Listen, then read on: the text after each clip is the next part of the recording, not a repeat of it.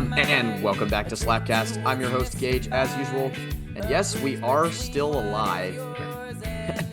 After all this time, we have finally risen from our hypothetical coffins to bring you what is ultimately this zombified episode of SLAPcast, where we will be doing our best to resurrect the 2023-24 season through the fine efforts of what will ultimately serve as our season review episode here today. I'm not alone in my necromantic pursuits here, as I'm joined by Ethan. Hello, Ethan. Hello, Gage. It's good to finally do it again. I know it's been a minute, but we haven't stopped watching. We just stopped doing the podcast for a second, so we know what we're going to be talking about here today. And I'm also joined by the ghost of Arsenal's title challenge here today, as if we're keeping it with the dead, undead zombie theme. Hello, Reese. Ooh, hello. I couldn't resist having at least one jab.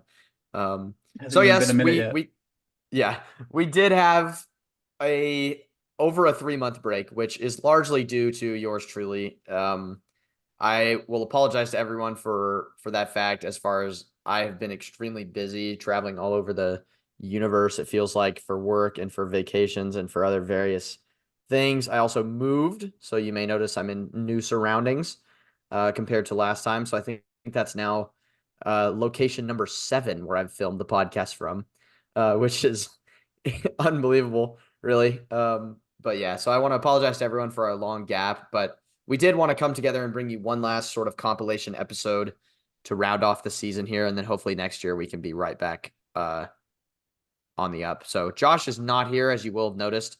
He has somehow managed to be the only human on Earth who's busier than I am. So even he could not settle down for one episode for us this week, as he's got early morning stuff going on all weekend. Thus is inaccessible. So, gentlemen, what we are going to do today to walk through the Premier League season in a recap fashion is go 20-1 or 20v1 if you're Kendrick, and discuss our letter grades for all of the 20 teams in the Premier League and how they performed this season. Some of them will be obvious, some of them will be not so obvious. So we hope you enjoy our discussion through that. Get in the comments below, get in the Spotify reactions if you have any disagreements, or if you would like to give your own ratings there as well. Now, what I will tell you is that we also have our world-renowned Slap Awards, which are going to come at the very end of the show, so keep your eyes peeled for that. Don't want to miss that. Okay. We're going to start from the bottom, as we all know is the best way to do. And that, of course, leads us into Sheffield United. Now, this, I feel, is one of the less difficult ones to grade. I will start off with Ethan to give his kind of surmission of what's been a difficult season for Sheffield United. Of course, they did sack a manager halfway through the year. They sacked Paul Heckingbottom, replaced him with former boss Chris Wilder. So what are your thoughts, Ethan? Just looking at their squad going into the season, I was automatically thinking, there's a lot of talent there, but they're probably so raw and not gelled at all. And that was definitely evident as the season went along. Just haven't been that great. I don't think at any point they looked like they were going to get out of the bottom 3. Only 3 wins. So obviously just not a great season for them. I feel like at one point they brought in Chris Wilder just for vibes, just because they did have that huge finish a long time ago with him. So yeah, just not a good season at all. There's not much to say about it. I don't know if we'll be seeing them anytime soon after this season back in the Premier League. So if I could give anything lower than F, I would, but I'll go with F. I'll actually give them a D, not quite enough, purely on the basis that I fully expected them to get 20th. So on that basis, maybe I should give them a C because they achieved expectations, but I cannot give a relegated team a C in good faith. So they get a D from me. I didn't understand. They do what? They do what? I didn't understand the managerial change because I don't think it added anything, and I think they're probably worse off going into the championship. So we'll see. I would be surprised if Chris Wilder is still the manager at the start of next season. I feel like this is one of those scenarios where we talked about it when Crystal Palace brought Roy back. The initial time is like you don't want to get stuck rehashing the past a little bit. And yeah, they're trying to recapture lightning in a bottle with Chris Wilder a little bit, and I just don't think it's not, lightning's not going to strike twice in this instance. So I think they just need to define their identity a little bit more and move on to bigger and better things here in the championship. So yeah, I'm gonna give them an F. And finishing 20th when you're expected to finish 20th is one thing. Conceding 104 goals and being the only team in Premier League history to concede 3 digits throughout the season for a goals per game average of over 3, or I think it might actually be just under 3 now that I do the math in my head, but that is another thing entirely. So for that reason, I'm going to give them what ultimately amounts to like an F minus, because a goal differential of negative 69, nice, which is unbelievable. And just the fact that every time another team would show up to Bramall Lane, it was a case of how many are they going to score? And I can't remember for a long time a promoted team who was so much worse at home than they were on the road. I mean, they got drubbed 8-0 by Newcastle, 5-0 by Arsenal, maybe also 6-0 by Arsenal, or 6-0 by City. So yeah, just a disaster season for them. So F minus for And I me. mean, we literally played them first game of the season, Palace did, and surprisingly only got 1 goal. But then again, we didn't know what they were getting into or how their season was going to be. On the second leg, when we played them again, we made it easy for them. Still beat them 3-2, but embarrassing when you think about all the score lines they've given up. And I mean, I think they were really like lucky to bring in players like Ben Brereton in the winter. Great Career mode talent. legend. Yeah, great player there. I think Gustavo Hammer is also a decent player that they brought in, but their squad is just so weird to me because it's filled with, players that were with them when they were in the league last time who are decent, but, very aging squad. Bringing in these young players as well who have not had much experience at a top level. So it was just a weird mixture of players who just couldn't cut it out in the moment that they needed them to. So yeah. Let's move on to the second of the 3 teams that were relegated here.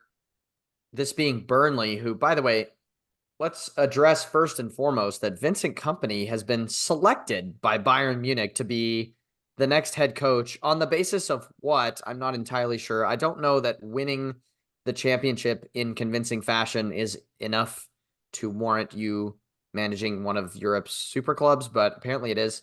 So The thing I can't get over is the fact that Burnley, like, as the season went on, at no point did they really seem like getting out of the bottom 3. They were like, all right, let's just keep Company. He did well with us in the championship. He'll take us back up immediately. So they didn't fire him. He ended up leaving anyway. So yeah, so now they're just fucked. Like literally, they like they could have saved their situation with, that last spot being so like decisive on the last few days, but like that's just crazy to me that he just left. they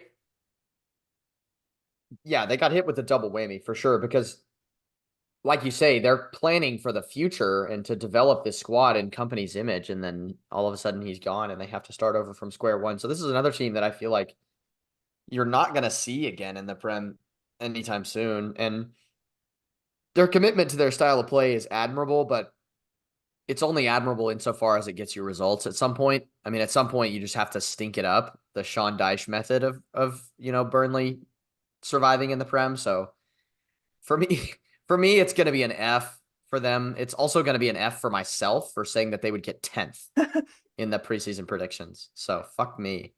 I But mean, you got to say, like, if you're in company shoes, obviously, you might be crazy as to why Bayern would hire you after the season you just had, but it's Bayern Munich. You can't pass up an opportunity like that. Obviously, he's going to go and never look back instead of managing in the championship again. But that's crazy that they just did not sack him. I can't get over that because now they've just eaten a shit sandwich.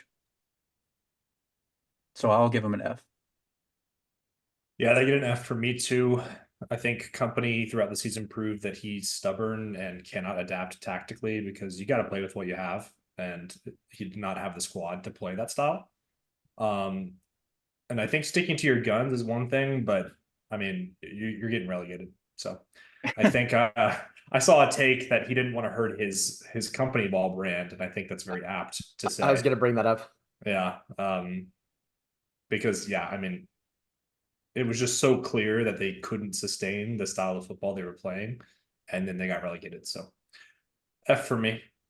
And I mean, like, obviously he was a great player, won so many things under City or with City, and still very young in his coaching career, so he could go on to do amazing things. But there was a I'm relating everything back to Palace because obviously they're my team, so I see these things through that lens. But uh, when we get to this point, we appointed Glasner, and our first game was against Burnley, and so there was a camera on Glasner the whole time, and it just looked like Company was not doing anything the whole game. He just looked so like he didn't know what to do, and so it's just like I'm curious to know how he's going to do at Bayern. He's also bald, which doesn't help things. So Can't that's a tough one for him to take. I know, it's unbelievable. have that. Can't have it. So the third and final team who I feel maybe are going to get slightly more favorable judgments by us, maybe not, I don't know, is Luton Town. Their first ever season in the Premier League. They finished 18th with what I would call a few chances to get out of the bottom three, especially like maybe in the period between, like right before the run in. I feel like once the run in started, we kind of realized that they weren't going to be safe. But right before the run in, I feel like if they'd strung a couple more wins together, they would have been out. And I think Forest would have been in bigger trouble in that instance. So, yeah, Luton Town, for me, I'm going to give them a D. I also feel bad about, giving them an F because I think, they have the smallest stadium in Premier League history, so small that they actually had to postpone the season to renovate the stadium to meet Premier League regulations, right? And the atmosphere there was great. Every time they played, it was clear that they were giving their all 100%. It wasn't any, there were some games where Sheffield United and even Burnley to some extent felt like they were quitting a little bit. But Luton never really got that sense. They had the likes of Carlton Morris, Alfie Doughty, who impressed in the Premier League at this level. So for me, it's going to be a D. I think manager Rob Edwards is the right guy to take them forward in the championship next season, though, as well. And they'll have those parachute payments from the Premier League to continue to build on the squad. Will they be back next season? It's hard to say. I would lean on the side of no, but they're building well for the future, and I think maybe 3 or 4 years down the line we could see them make a return. So that's my take on Luton Town. I don't have much to add. I think for the same reasons, I probably give them a D plus just to differentiate them from Sheffield's rating that I gave. Yeah, they just looked like they just impressed me more than the other two teams, which I mean they were higher on the table as well, so makes sense. The thing with me, and I know this was like kind of midway towards the end of the season, but their captain Tom Lockyer having a scare at the stadium where the game had to stop. I think that probably was a big it lowered their morale probably, and so I think that was rough. Obviously you don't like to see it, so that probably affected the dressing room. And then I think they've got a bunch of good, talented young players. I think the main thing that Luton brought to the Premier League was how hard they worked. I think they're a very workhorse-based team. Maybe not talented in all the areas, but I think a lot of their players were renowned for always giving 110%. So yeah, and then they didn't give up because I think a lot of game weeks they were not in 18th at some point. I think they were in and out. So I would give them a D as well, not an F because I don't think they stunk it up so bad like the other two. But yeah,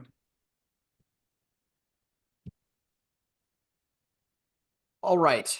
Now we move on to the teams that will be joining us in the Premier League next season. So this is going to be not only a grade of the season gone by, but also perhaps a look into the future, if you will, at what we might expect from them next season, just based on their performances. So we're going to start with Nottingham Forest, who are the lucky survivors at 17th. And I'm going to go ahead and go backwards through the order that we just went. So, Ethan, give me your take on Nottingham Forest so far this season. or not so far at all this season. Yeah, this season. Yeah, I really thought they were going to do a lot better than they ended up doing. I think the transfers, I feel like every transfer window they do really good in bringing in talented players. I mean, they brought in a lot of players who are Premier League proven. Like I know they brought in Hudson-Odoi, who, has had his injury trouble over the seasons, but still great. Did some good things for Chelsea. They brought in Divock Origi, who, I feel like he's a Premier League legend for some of the goals he scored. I don't think either of them played too much because injuries slash, just being on the bench more. But I think they're still suffering from the issues of getting everyone to gel. Just because while they're bringing in a lot of great players, I think, obviously it every season it takes time to gel, but they just keep adding all these players into the mix, and so it's just even more gelling beyond that. But uh, I'm kind of worried for them next season because it's like obviously the teams coming up are like teams like Southampton and Leicester who have been in this league before, and so they could easily find their form again like they were in the league a long time ago. And this was one of the teams that had the point deduction, right? Yep. Yeah, so you don't see that too often in the Premier League, so it was interesting to kind of see how they reacted to that. I know a different team that finished a little bit above them felt the same way, but kind of reacted to it differently. So yeah, it'll be interesting to see how they do next season. I'm not favoring them too much to improve on where they are right now, but yeah, I would probably give them maybe a D as well. What's interesting about the point deduction, by the way, is they would have finished 17th even if you add back the 4 points that they were deducted. Right. So that's worth pointing out. Reese, what are your take or your Yeah, whatever? I'm gonna give them an F. I think I can only give them the pass on the same kind of logic of, oh, they need time to gel. Unfortunately, they have now like proven that this is a pattern for them. Yeah. I think their transfer strategy, it doesn't matter who they're signing, it is clearly not working over the past few years. So I would say they have really bad transfer strategy. I think the Nuno appointment made no sense. I think the sacking made no sense. Yeah, I think just all around pretty poor. I think they have good players who they just are unable to utilize. So whatever experiment they were doing is just clearly failed for me. And I mean, going back to the signings, like I was really excited for them to sign Ibrahim Sangare. He's someone I had seen play with Zaha at the Ivory Coast. I thought he was going to do great, but he basically didn't do as well as I thought he would. So going off of what Reese said, I guess some of these transfers just didn't end up working out. And so the fact that they're dedicating so much money to a bunch of these failed signings is concerning. Well, I mean, just as an indication of how poorly a lot of those signings worked out, by the way, they announced that they're releasing 10 players at the end of this season. Some of them straight up just as free agents, and a few of them are loan players who they will not be pursuing a return for. And I just think I just have so many questions about, was there a clear and obvious plan in place for them when they were doing their recruitment? And for me, I think no. It's hard to tell. I mean, if you ask me what is the identity of Nottingham Forest Football Club from an on-pitch perspective, I don't think I would be able to give you an answer to that. And I don't think I would have been able to give you an answer to that last season. Or did they come up 2 seasons ago? I think they Yeah. I can't remember. Yeah. Yeah. Last season or the Last season year before was that. their first year up, I think. Yeah. So I wouldn't be able to give you an answer to that because there's just no clear plan. I think the fact that they would have finished 17th, even without the points deduction, they finished 7 points behind 16th place Brentford. They were the only team that by the end of the season, you realistically were worried we're going to go down, other than the bottom 3 who were there the entire year. And yeah, the Nuno appointment is something that makes me feel that they're favorites for relegation next season. Truthfully, I mean, that's how bad I feel like that appointment is. Yes, he was great at Wolves, and I'm tainted because of how bad he was at Spurs. But for me, it's just not something that's going to work out. So yeah, F for me. And they do get props for staying up with a point deduction, but still an F for me. Yeah. I said D, but I'm thinking like D minus F, just because it's like they did avoid relegation, but like, when you think about how we feel about them going into next season, it's obviously not looking too good. And I mean, going back to the transfers, I mean, they also brought in like Giovanni Reina, who basically didn't really do anything when he was there. So it's kind of just like they were trying to bring in big name signings who they thought would immediately hit the ground running, but didn't. So yeah, it's a mess. Next up, we have Brentford, who are the first sort of comfortable survivors, shall we say, 13 points clear of the drop. So yes, they finished 16th, but you have to also keep in mind that they're, fairly comfortable with their safety. You also have to keep in mind that the bottom three were terrible this season, Oh yeah. abnormally so. So for me, Brentford is an exercise in sustainability, in terms of the fact that I don't think they make any unrealistic transfers. I don't think they seek to do anything like Nottingham Forest do in terms of jamming their squad full of players. I think they buy fairly sustainably. A lot of their recent transfers have not worked out as well as their, kind of previous heralded class of transfers worked out. So that is definitely a knock against them. But they have a very competent manager in Thomas Frank, who it looked for a moment like they might lose to Chelsea, but instead it will be Leicester who loses their manager to Chelsea. We'll come on to that later. But for me, Brentford just gets a C on the basis that staying up is consolidation, more or less, is the objective for them, right? And I think they achieved it.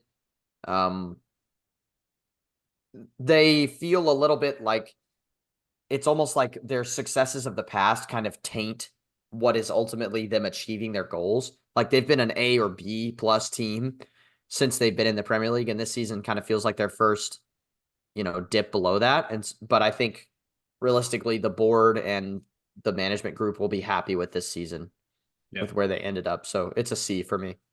I'm taking a C2, you know, going off of what you said as well, but without Ivan Toney, I think at one point without any first choice defenders, not just center backs, first choice defenders. And Mbumo for a long time this season too. Yeah. So I think they just had a lot of issues.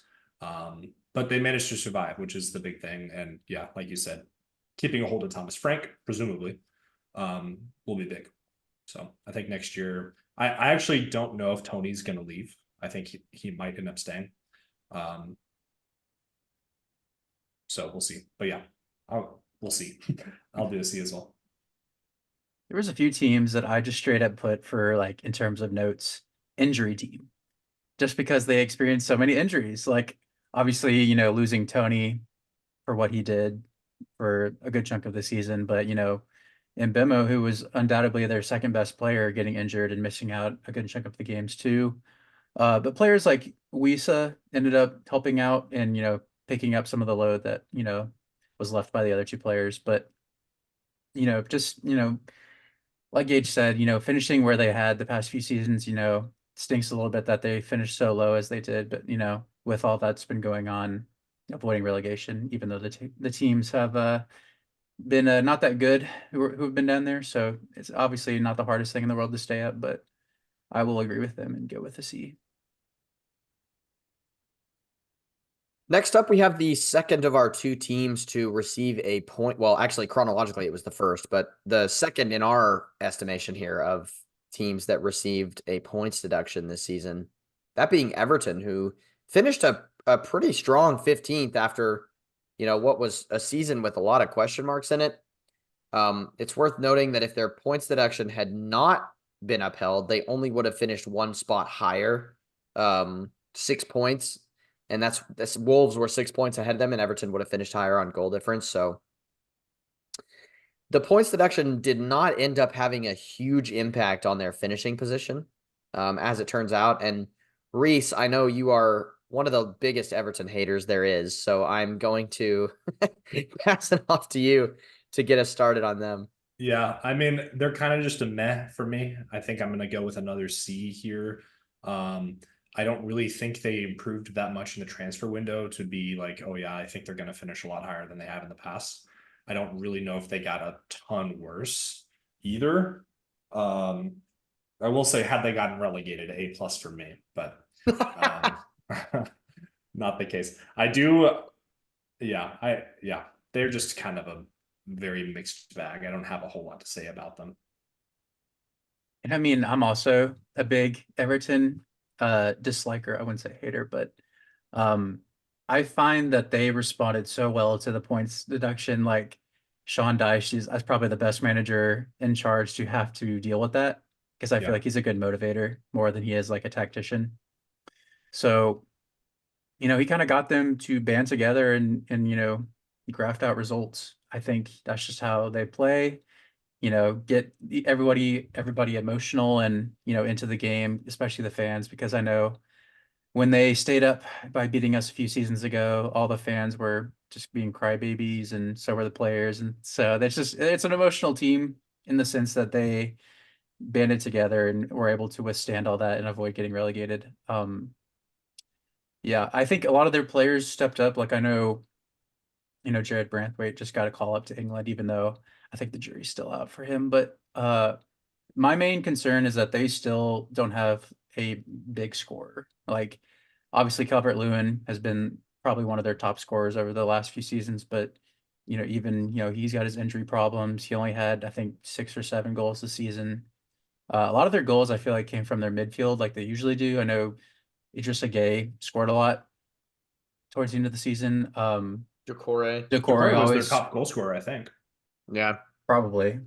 Um, but yeah, I think, there's nothing wrong with relying on the midfield to provide goals every now and then. But when you have players designated in the attack who need to focus on scoring and let the midfield do their job in that Sean Dyche system, it's like it's a lot of pressure. And, some results that they've had, shown that it's easy to, have a disaster result because of that. So it'll be interesting to see how they handle next season. I don't know if they'll be signing anybody just because of the stuff they've been dealing with this season, but we'll see.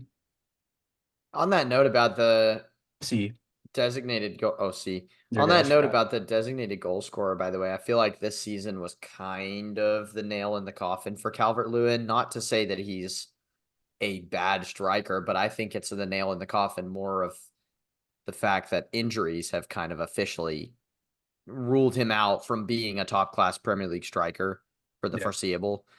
Because in order to score, you have to be on the pitch.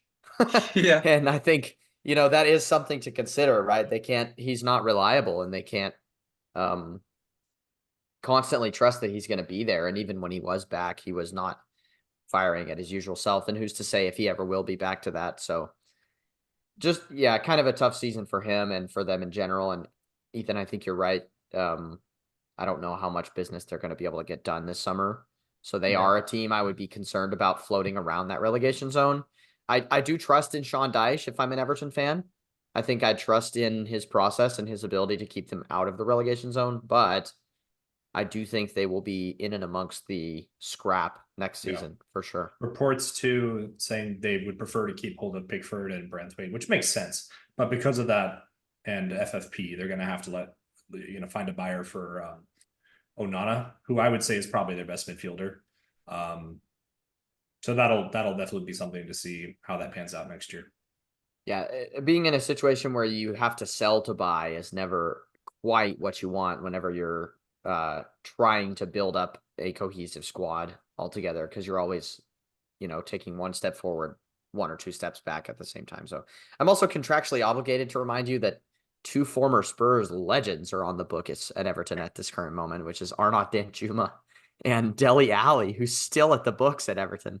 Yeah. So yeah, interesting stuff there. I'm actually going to give them a B minus. I'm upgrading them to a B territory because I think them being the first Prem team in a long time to receive a points deduction was an absolutely crushing blow. We obviously saw the fans kind of protesting the corruption in the Premier League and the fact that Man City have 115 times the offenses that they did, and Everton were docked 10 points initially and then 6 in the end. And they survived that. So I'm going to go with a B minus for them on that front. And I mean, going back to, having a main striker to score, I did look it up. Calvert-Lewin and Decore had the same amount of goals, so tied. But looking at the And how many was that? Sorry, did you see that? 7, they each had 7. 7. Okay. But looking at the amount of goals that each club scored, they are 19th, with Sheffield United being last, obviously. They've only scored 40, while Sheffield United had 35. So, I mean, they brought in Beto, who's just a massive dude, only had 3 goals, but came on as a sub a lot. So it's kind of just like, why did they sign him for as much as they paid for him if they're not going to play him, or if it just doesn't work out? So I don't know. They've He got did like have a quite a few, even if they were substitute, he did play. He had quite a few appearances. yeah. He just was bad. It's like they have some sort of itch that they're trying to satisfy by signing all these players. I don't know. But yeah, I'd probably give them I don't really want to give anyone who almost got relegated like above a B. So I would give them a C, just because I think they did good to face adversity and not worry about the points deduction and take it in their stride. But yeah, they had a lot of bad results this season. Oh wait, I just saw on the Premier League website. I didn't realize they got deducted 2 more points. Yeah, they had Yeah. an Okay, so additional they actually deduction. got deducted 8 points. Yeah, this was Yeah. after the Forest stuff, I think. Okay, so that revises me a little bit. They actually would have moved up to 12th if their deductions hadn't happened. So that changes things a little bit. But so yeah, for that I'm gonna go B minus. Um. Anyway, sorry Everton fans that I didn't realize that. I'm not sorry. I hate you. Yeah, fuck off. Well, uh, Wolves. Wolves are next up, and now this is a team that I actually predicted to finish bottom. And the reason listen, it's not even my worst prediction, but I know. I'm looking forward to that one. The next one. the reason I predicted that is because if you'll remember, cast your mind back to the beginning of the season when things were falling apart for them and they were not able to sign any players during the summer, apart from a few bit part players here and there. And then Julian Lopetegui, who was recently appointed new manager of West Ham, was sacked with like 3 days before the season. And they replaced him with Gary O'Neill, the former Bournemouth boss. And it actually worked out relatively well for them, to be honest. And I'm gonna pass it off here to Reese to give thoughts on Wolves. But I think they have to be satisfied given the fact that they entered the season in the midst of a hurricane, more or less. I'll give my letter grade first. I will go with a B here. I think they definitely exceeded expectations, I'd say. They also, I mean, they had some really bright spots this season. I mean, you think back to when Hwang Hee-chan was really, really firing. Yes. I mean, the whole front line as well. Is it Mateus Cunha? Yep. Yeah. Was also playing very well. Neto was playing very well. So there was points in the season where they actually looked quite good. And they kind of returned to maybe more expected form, I would say. But I think overall, they didn't really have any players that were just like absolutely terrible. And yeah, I think O'Neill, he did what was expected and more, I would say. So I'm gonna go with a B. I do think Gary O'Neill did a great job of proving everyone who was doubting him, because he stepped in and started getting results. And I don't think at any point we were worried about them getting relegated.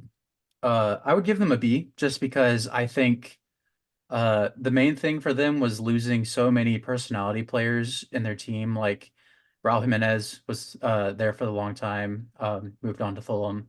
Ruben Neves, one of the bigger ones, moved to Saudi Arabia. And so those are just 2 players who had João been Moutinho as well, who John moved on. Moutinho, yeah. Just so many players moving on who had been a part of that squad since they had got promoted for so long. So just dealing with that, and doing just a little bit of business to make up for it and still staying in the league is huge. Uh, to get personal, I always thought if we were to lose our best players like Zaha in an instance, it would be tough to deal without him. But they did basically what I hoped we would do if we ever had to deal with that, and just at least stay up. And so I think a B is a fair grade. Yeah, and the signings that they did make, while they weren't extremely lucrative in terms of the financial aspects, like João Gomez was one of their best Yeah. players this season. I mean, He he's a was cheap really deal good. in from Brazil, and he was great this season. So really workmanlike in the midfield, perfect ready-made for the Premier League. So smart business in getting it done when they needed to get it done is another big aspect for them there. Yeah, I think I'm going to go with the B as well, not to be a copycat here and to make things uninteresting, but I think Yeah, that let's get really some is just a fair controversy. reflection. Yeah, yeah, I'm going to give them an F there too. No, but I'm going to Same. go with a B Everything the same. just because. But okay, so next up, 13th is Fulham, who for a while were actually down near the bottom. It kind of under the radar. They spent almost 3 months in 16th throughout the season. They were on a string of results that were really poor, and then they ended up turning it around with a victory against Spurs. Shout out to us. But they had a very streaky season. They would be in purple patches, and then they would be in what I'll call brown patches in terms of them being terrible. I find that this tends to happen to Marco Silva teams. Like their first 1 or 2 seasons are exciting, and it seems that they're building towards something, and they're really reaching on to take that next step. And their style of play is incredible. Their recruitment is very savvy. And then, season 2.5, 3 comes along, and all of a sudden it just kind of starts to turn into a bit of a wet fart, really. To put to put it in no uncertain terms. It just seems to peter out a little bit for Marco Silva after a certain amount of time. And I don't really know that I know why that is. I can't really put my fingerprint on that. But for me, I'd be concerned about them next season. Marco Silva would be in with a shout for me to get sacked early on next season. And I think it's just because they are not achieving the levels that they probably would hope to be at. And another thing about Fulham is I always think of them as a team that's been in the league for some time. But I think this is only their second or third season after being promoted again recently. So they are still kind of finding their feet in the Premier League, but they are also a team I would be worried about going forward. They have some aging personalities. They relied a lot on the likes of Willian, the likes of Raul Jimenez, some of the more aging members of their squad, the likes of Tom Kearney. So they're actually someone I would be worried about next season. But 13th overall, it's hard to give that anything but a C, which I'm sure is not going to be controversial, but that's what I'm going to offer up at this time. So, and then I'm going to Yeah, step away for a moment. unfortunately, I'm also giving them a C. I'm also trying to look at my predictions and see how close I was. I think I had them in 12th, so pretty much where I expected them to be, which would make sense for a C. I will say they had that guy they brought back on a loan from Middlesbrough. I'm forgetting his name now, but he was very, very good. I think it was Munoz or Munez, something like Rodrigo that. Muniz. Yeah, I yeah, he didn't was know. fantastic when he came back. I think he at one point he had 8 and 8, I want to say. So I think that is a bright spot for them going into next year. Because I don't really think they'll look at recruitment for striker. Definitely, I think they can strengthen some other weaker spots of the team. But yeah, I think they're pretty much where I expected them to be. Yeah, I don't have much to say about them. I mean, we played them, I think, around this match week 6, and I just don't remember anything from that game because it ended up, I think, in a draw. But I just didn't have much to say about them. I think they do have a lot of good players in their books. Some of them aging. I think their season really started picking up when Mooney started playing as well as he has been. I know he won Player of the Season maybe once or twice. I don't know if I'm tripping when I say that, but um, he was a very star You mean player for of them. the season? Player of the month. Oh, Player of the month. Probably is their player of the season, honestly. But uh yeah, there's just not much to say about them. I think, everything Gage said about Marco Silva still the same, but they just kind of need to figure out what they're gonna do. Because I mean, this is something I'm not gonna keep bringing up Palace because I will get to them at some point. But I feel like teams like us at one point they just need to kind of figure out what they're going to do. Because, I mean, you could stay in the Premier League for as long as you want, but it gets tiring. And what happens if you can't sustain it for too much longer? So they kind of just need to figure out the next steps and stuff like that. So I would also give them a C, which is very boring of us to pick the same thing, but it's the truth. Oh You're God, you're muted, muted. Kish. 12th place. We have Bournemouth. Thanks.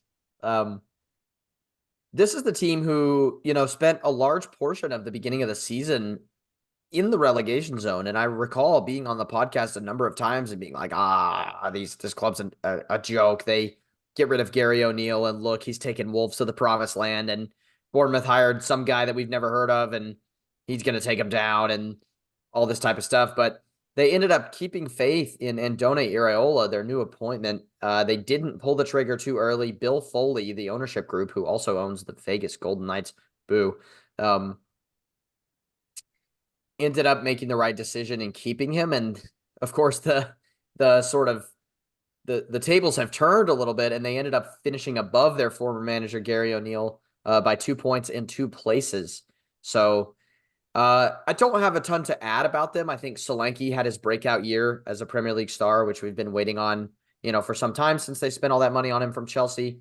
Some sound recruitment over the past few years in defense, some center backs, some fullbacks, has paid dividends. And honestly, as insane as this sounds, I actually think I'm going to give them an A. Just, not to say that they're, reaching high heights in the Premier League, but I mean, given that they showed faith to a manager when many, many teams would have pulled the trigger and they're building the foundations for the future, I think I'm going to give them an A.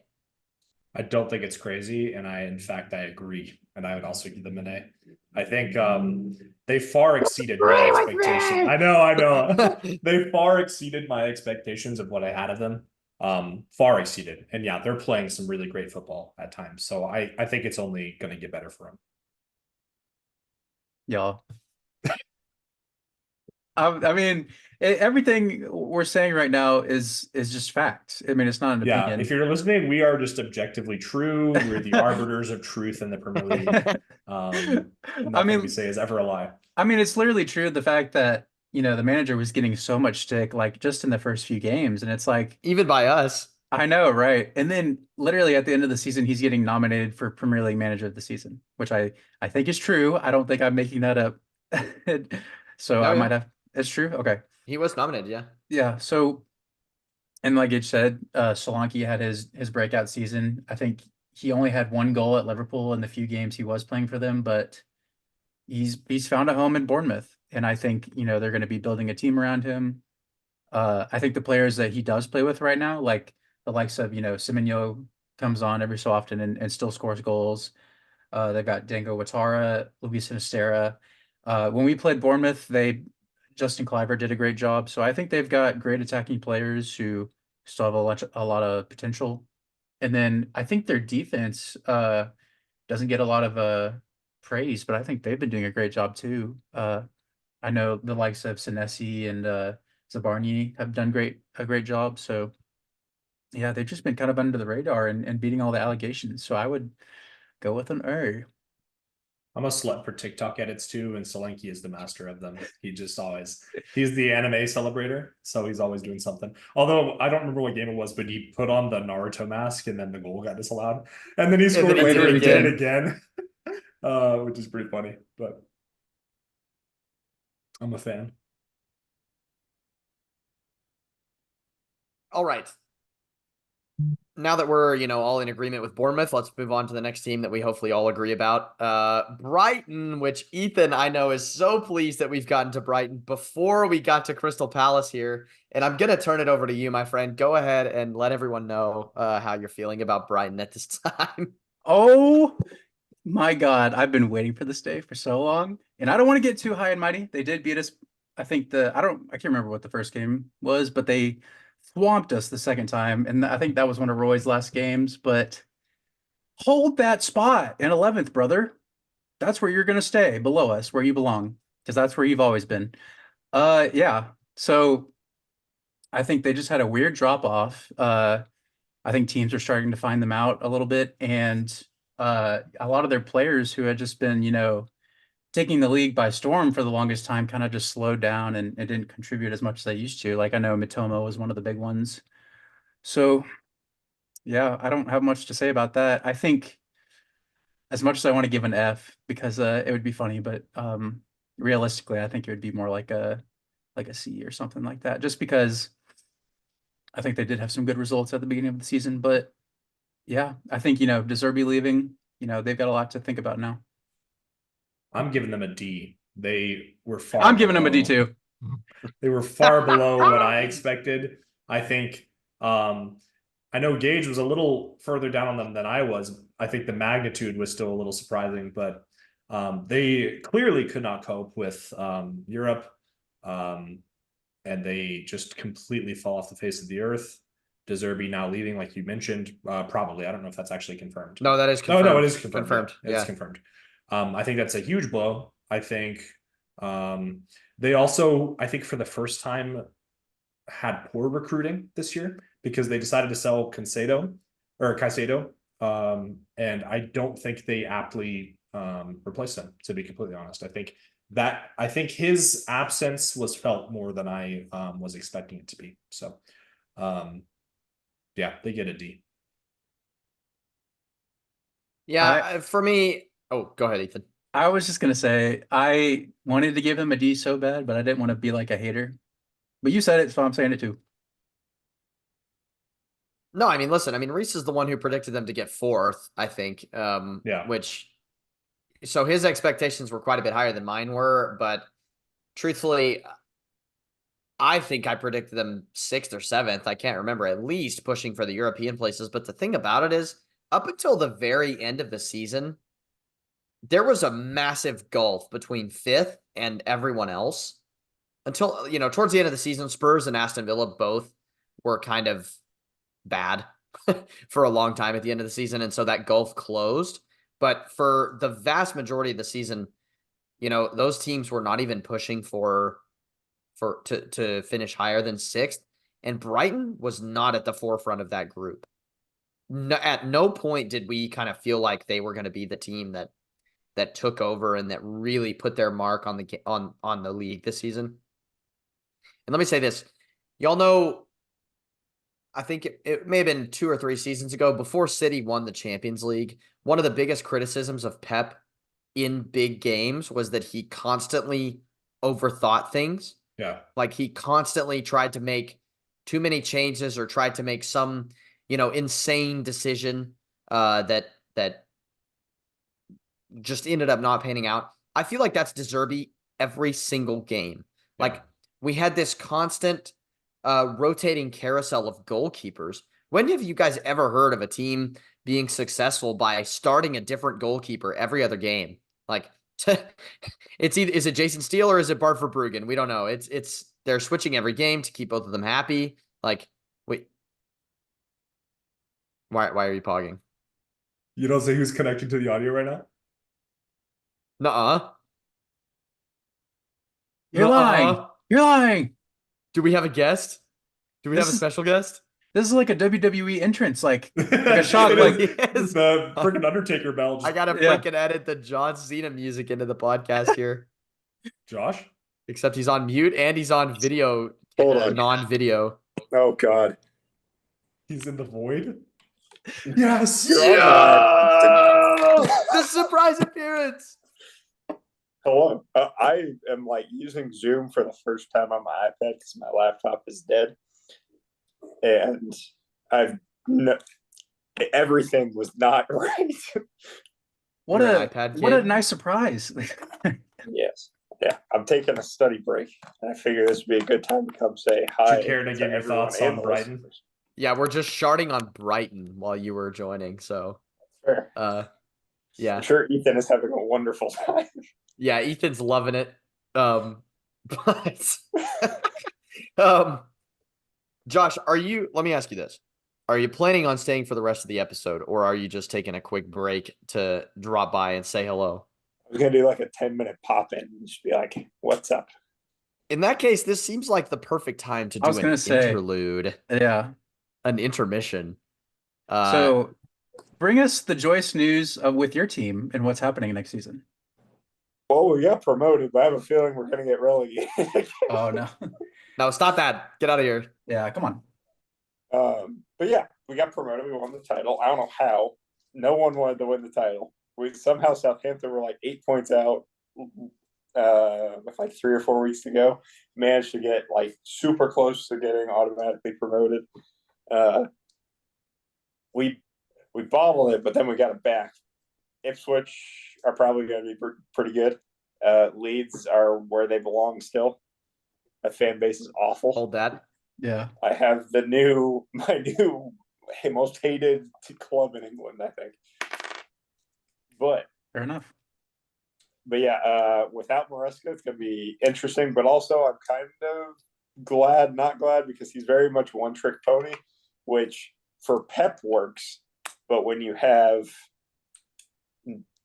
some of the bottom feeder players in a league, that's not normally going to work out too well. So I think maybe bringing in someone who has some creativity with their tactics, I think will be good if Maresca ends up leaving, and we'll get like $8 million, or pounds, I think, which that will be, hopefully offset our points deduction at the beginning of the season, at least hopefully a little bit, or at least going forward. Here's a question I have, Josh. Yes. Do you have a question of the day? Oh God. No, my brain is fried at the moment. I have 2 tests. That's okay. tomorrow. I put you on the spot. Well, tell us a bit about what you've been up to. I've been flying helicopters, and it's been going decently well, but it's a lot of information, and my brain is all over the place all the time. But it's going well. I'm just tired, so I didn't think I was going to be able to make it to the podcast, but I was able to do a little pop in, which I think is a little fun. It was much Let me needed ask and a you- nice surprise. Absolutely, dude. An excellent surprise. But let me ask you this about Leicester. Okay. Who is your ideal manager replacement for Maresca going into next season? Have you heard any whisperings through the Twitterverse, or are you just going to pull a name completely out of nowhere? What kind of stylistic profile are you looking for? What kind of managerial appointment are you looking for here? I saw one, but I do not remember who it was. It was, oh God, who was it? It was a former player, but he had like done it the right way, like Shabby, where he was like a youth academy manager and then slowly moving his way up to like an actual team. I don't remember who it was though. Oh, Michael Carrick? Might have been it. I can't remember if he was. I don't think he was from England though. I think it might have been a German guy. That was like kind of significant, but not significant, and a lot whenever we first started getting into. I don't remember though. I think I'll probably like take the stylistic approach. I think I just want someone who is at least a little advantageous, where goal scoring is still like a possibility, but still conservative enough to like understand what games you need to sit back a little bit more to like at least try and get like a draw from one of the tougher Big Six games. Your iPad is like zooming in on you automatically, and it's tripping me out. It was funny. I think it's the iPad thing, because it's like auto zooming in and out. Is it weird? It's definitely interesting. It's fine. The autofocus. It's like we've got a production company for your surprise. Yeah. Yeah. It's tracking your head. Can I make it stop? No, it's okay. No, it really is fine. It was just funny. Oh. Hey, I just looked up odds-on favorites for the next Leicester manager. Number 1 odds-on favorite is Steve Cooper, by the way, which I could actually see being a decent appointment. Yeah.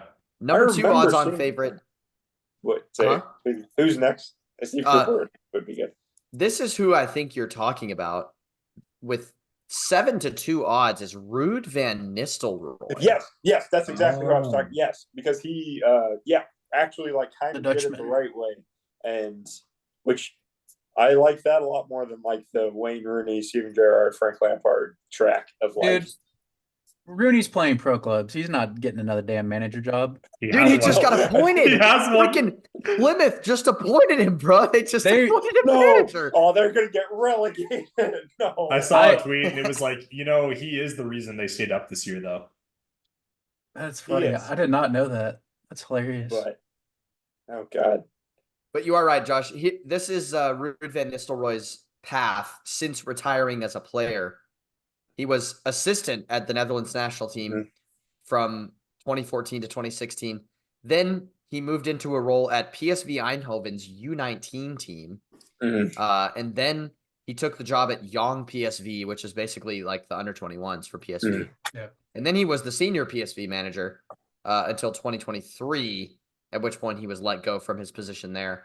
But yeah, he is the second odds-on favorite for Leicester Yes, manager position. that's exactly So- what I was talking about. I saw him, which I'd probably. No, I think I'd go with Steve Cooper. So at least Steve Cooper, a little bit more experienced, but I don't know. I'm interested to see how many players leave. Like I think I do. The only one who I'm very much like have no clue if they're going to stay or leave is Dewsbury Hall, and him and Ndidi, because Dewsbury Hall is like the academy boy, and I don't know if he's going to want to leave or not because we need the money terribly. And then Ndidi is a free agent, but he's very much been like, I have no clue what I'm going to do. I think Steve Cooper would be a better appointment. However, so many good players back then who have become managers now, they have no doubtably a great pool with players. I know when we had That's Vieira as manager, so many, French players came in and wanted to play for him because it's Patrick fucking Vieira. Mhm. And, Ruud van Nistelrooy is a United legend. So Yeah, I think that could be that's a good point about that. But I don't know. But I get it. I would like to stay up and not get a 15-point deduction. Yeah, that whole thing has been crazy. I don't really know too much about it, but I can do I don't think we've had a pod since that happened. no. I just Wow, saw dude, the we were thing. talking about we haven't had a pod in over 3 months, so Yeah, quite that's some time. crazy. But Yeah, the financial thing was crazy because the championship couldn't deduct us points because we did the violations when we were in the championship. And then the Prem was like, okay, then we're just going to deduct you the points. And then we found the loophole, which I think is going to be patched before the end of June. And then now the Prem is like, okay, you're back in our jurisdiction, which is the thing that makes me nervous about it is I have a bad-ish feeling that we'll get like what happened to Portsmouth, where they were very successful, were built to be successful.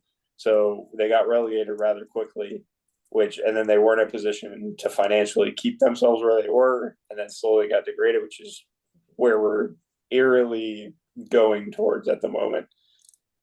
I think the most ironic thing about it is if City got a proper financial fair play punishment in, what was that, 21-22, when we finished 5th and they finished 4th, we would have made the Champions League, and there's no shot that we would have gotten relegated 2 seasons ago now.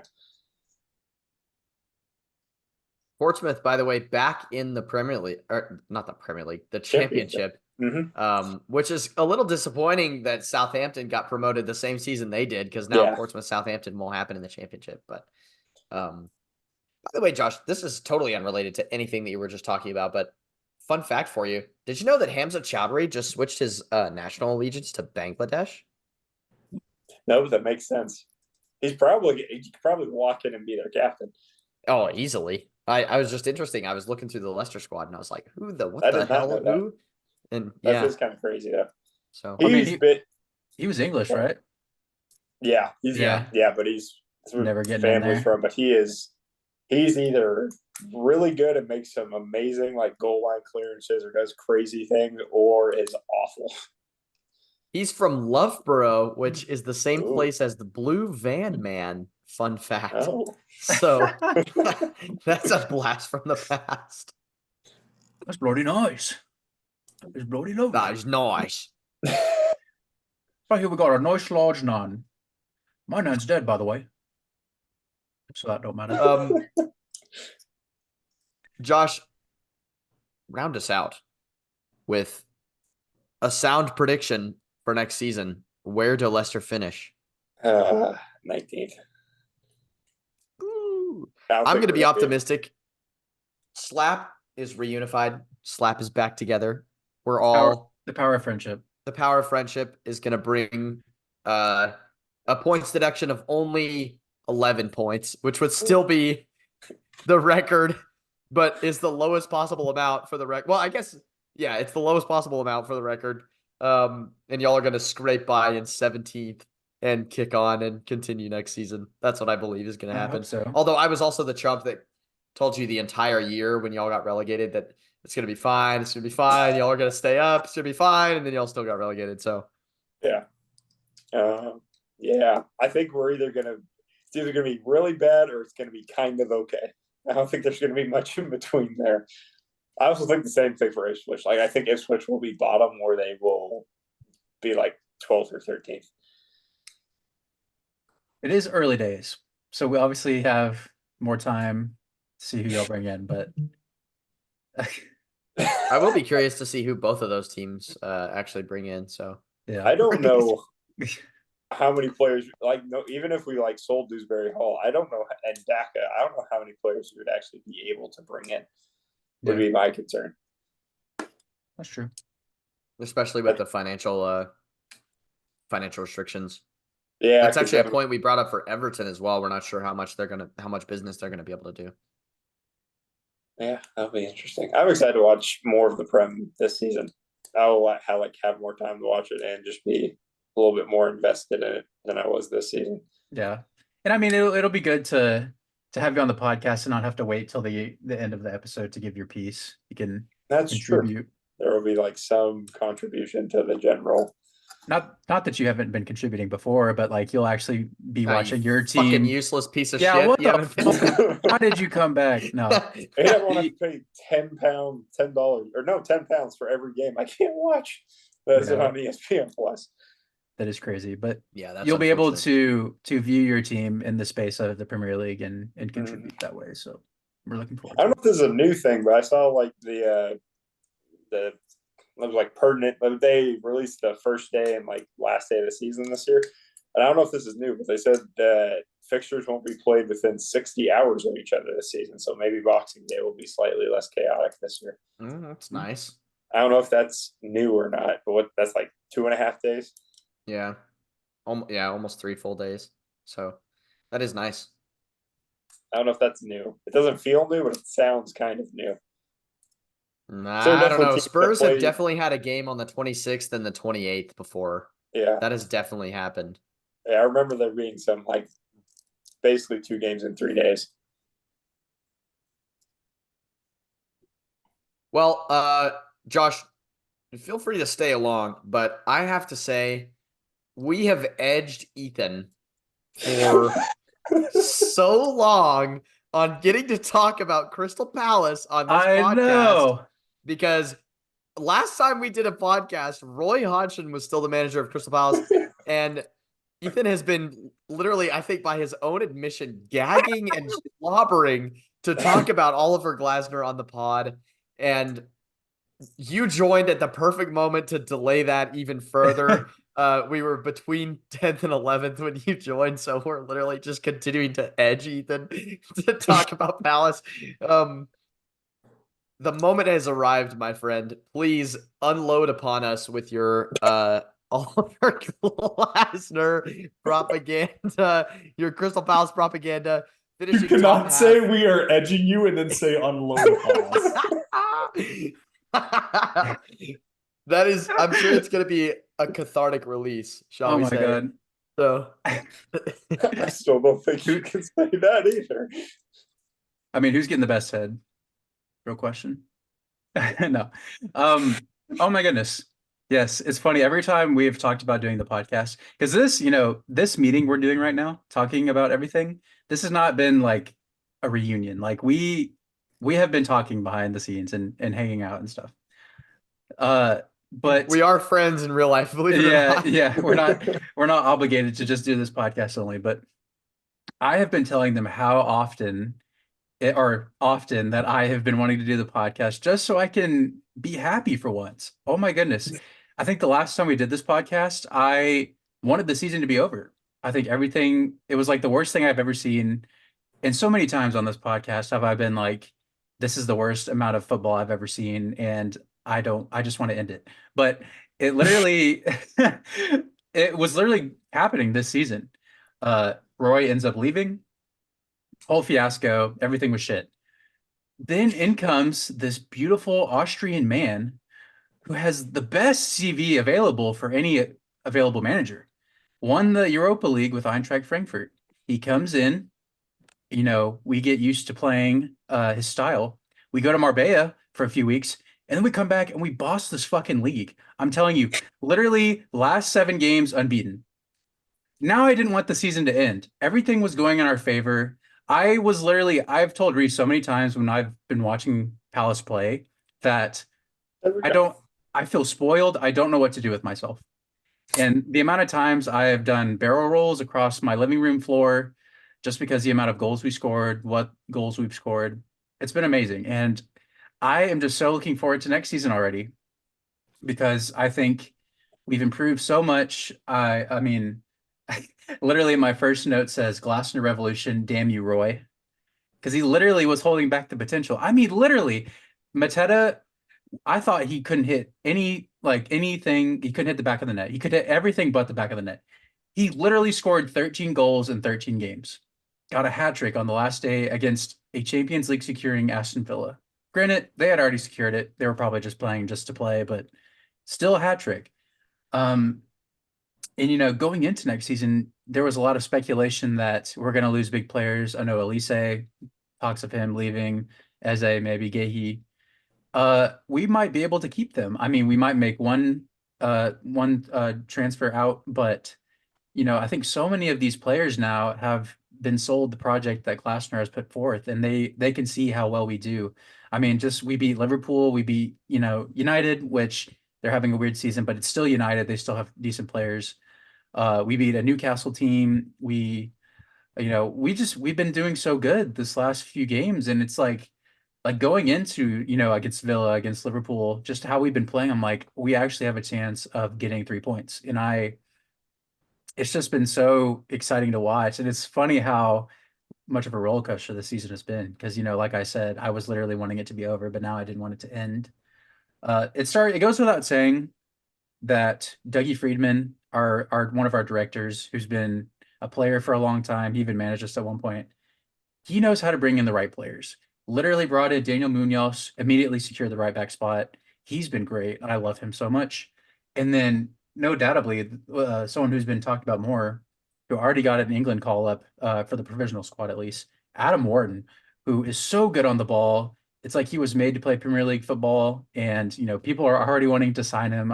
I saw that Bayern Munich already want to sign him, so it's amazing to see our team get transformed literally just by bringing in these two players.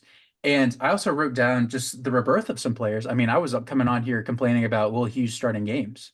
He was literally the best player for like the longest, last few games before he got injured again. Klein has been starting in the third center back spot and has looked great, which is crazy considering how old he is and stuff like that. With Gehi out, Richards was playing more often in a center back role, and he's been great. So, just the way we play is, high press and a lot of energy, it's just crazy you know, how different we were under Roy versus now, because it's literally the same players. We just needed someone who had ideas and had the energy to push this team on and actually want to go do something. So I've just been so amazed by this, revelation that Klausner has put us through, and I'm looking forward to next season. So I'm gonna give a grade based on our last few games. So I'm gonna give us an A. Yeah, Finished above Brighton. the only player of the higher, like high profile players you mentioned that I've even heard rumors of leaving has been Elise. But honestly, like as good as he's been, he would fetch a high price. And Yeah. considering the success y'all found under Glasner, I mean, give him a large sum of money, see what he can do. So Yeah. I don't think it would be the end of the world. I won't add a whole lot because obviously you covered all the bases. I am going to average out Roy's and Glasner's scores. I think the good definitely outweighs the bad. I'm going to go with a B plus though because Roy was stinky doo doo fart I mean, while he was there. So we have to talk about the Brighton game. I don't know if I ever talked about it on the podcast because I think it might have been around that time where we stopped recording. But literally, Roy brought on Olise, who was injured and immediately got hurt when we were down 4-0. So that was like the nail in the coffin. And I mean, we literally had banners at Brighton and Arsenal to get him out. So, and he was literally sick. I thought he was going to die. It was kind of sad, but yeah, I get the averaging because literally we were stuck with that for a good half of the season. I'm gonna go with an A minus because even though the first half was bad, and I do think it took too long to actually make that move again, I think that the second half of the season was amazing, and who knows what would have happened if y'all could have made that managerial signing 2 months earlier. Right. Yeah, retweet what Josh said. That's literally the exact point I was going to bring up is just do that earlier and you're, you know, and I mean, the heights. So the crazy thing about it is that Glasser, when he was first appointed, was like, I've never accepted a job midway through the season. It's not something I would typically do, but the project and the players seem so appealing. It's like, I have to take it up and it's paid off. And so I've said it again, but I'll say it again, but I'm just looking forward to next season. I feel released. I'm glad you do. I feel bad for keeping you away from talking about Palace all this time whenever y'all are having your best spell in however many years. But maybe next season. Yeah, I was gonna say it's gonna be to the stars, Right, yeah. Maybe my sadness brought in some viewers, so maybe this episode won't do too well. So we'll see. All right. Well, I think I'm going to have to hop off. I'm glad I was able to come in for the Palace segment, especially. Oh, I can't do that one. I'm gonna do that one. What? My thumb doesn't work right. This is my thumb doesn't do that. It doesn't. I'm with you, Josh. I'm with you. It looks like a ball. Like my hand just doesn't do that. What finger are you using? What is mine? It's the middle finger on the bottom and the index finger on the top. Wait. Oh, I was doing my thumb still.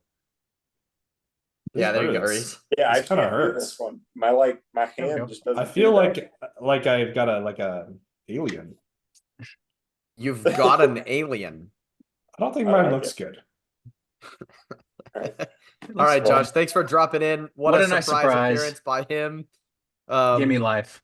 Excellent stuff by you. I'm excited for our Euro coverage this Euro and Copa. I might get to see one of the Copa America games. I might be going up to Atlanta for the Atlanta Panama game. I think. Well, that'd be awesome. Way to rub it in. Isn't the final in Dallas? Wait, no, the final's in. Maybe. I don't think. I don't remember where the Copa America final is in. I think it's in LA. It's in one of the major. No, it's in Miami. Oh yeah, that makes sense. It's in Miami. I feel like I've always typically cared about the Euros more than the Copa America anyway. I do, but we're in it this year, so I kind of care. No, that's true. Yeah, I do care now that we're in it for sure. True. We're hosting it even. So yeah. Which I think is so funny. They just need to combine CONMEBOL and CONCACAF at this point. That is a different topic for a different day. Well, it was great coming on the podcast. Have fun with the rest, and thanks for everybody for tuning in. Yeah. All right, brother. Supplies. Much love. Surprise. Bye. Fuck Josh, am I right? What a guy. What an excellent guy. Fuck I feel Josh. Here's the controversy. I feel like literally Chicklets this week literally just had a bunch of surprise guests come by and just stop in on the pod randomly while they were recording it. So I feel like we just achieved greatness with Josh appearing and dropping his wisdom on us in that moment. But that was funny. I literally, after spewing my nonsense, I'm flustered. I'm hot. I'm turned on. You're wiggling your feet and stuff. I know, that's what Reese always says. Kicking my feet. Kicking my feet, yeah. Oh man. Okay. So let's continue on here. By the way, I'm giving Palace an A-. I think I retweeted Josh. I was also retweeting his grade. Let's move on to 9th, to a team that, interestingly had a better season than they did last year, at least on the domestic front. Of course, last year they won a trophy, so that's, another thing entirely. But West Ham, who finished 9th, 5 spots better than where they finished last season, and yet they've decided to get rid of David Moyes at the end of the season. I don't know if we should fixate more on the year with Moyes or the reasons and the logic behind them getting rid of him. Maybe it's intertwined a little bit. I'm not sure. Reese, I'll come to you first and ask, first of all, my questions are, number one, would you have gotten rid of David Moyes in this situation? And number two, why do you think they made that decision? I probably wouldn't have on paper. However, what I'll say is I think this was a case of, yeah, you didn't really do bad enough to be sacked, but we should have sacked you like 3 years ago. And I think what I will say is I don't really see a path forward now of like improvement. I think they've reached their ceiling with David Moyes. So that may be a possible reason.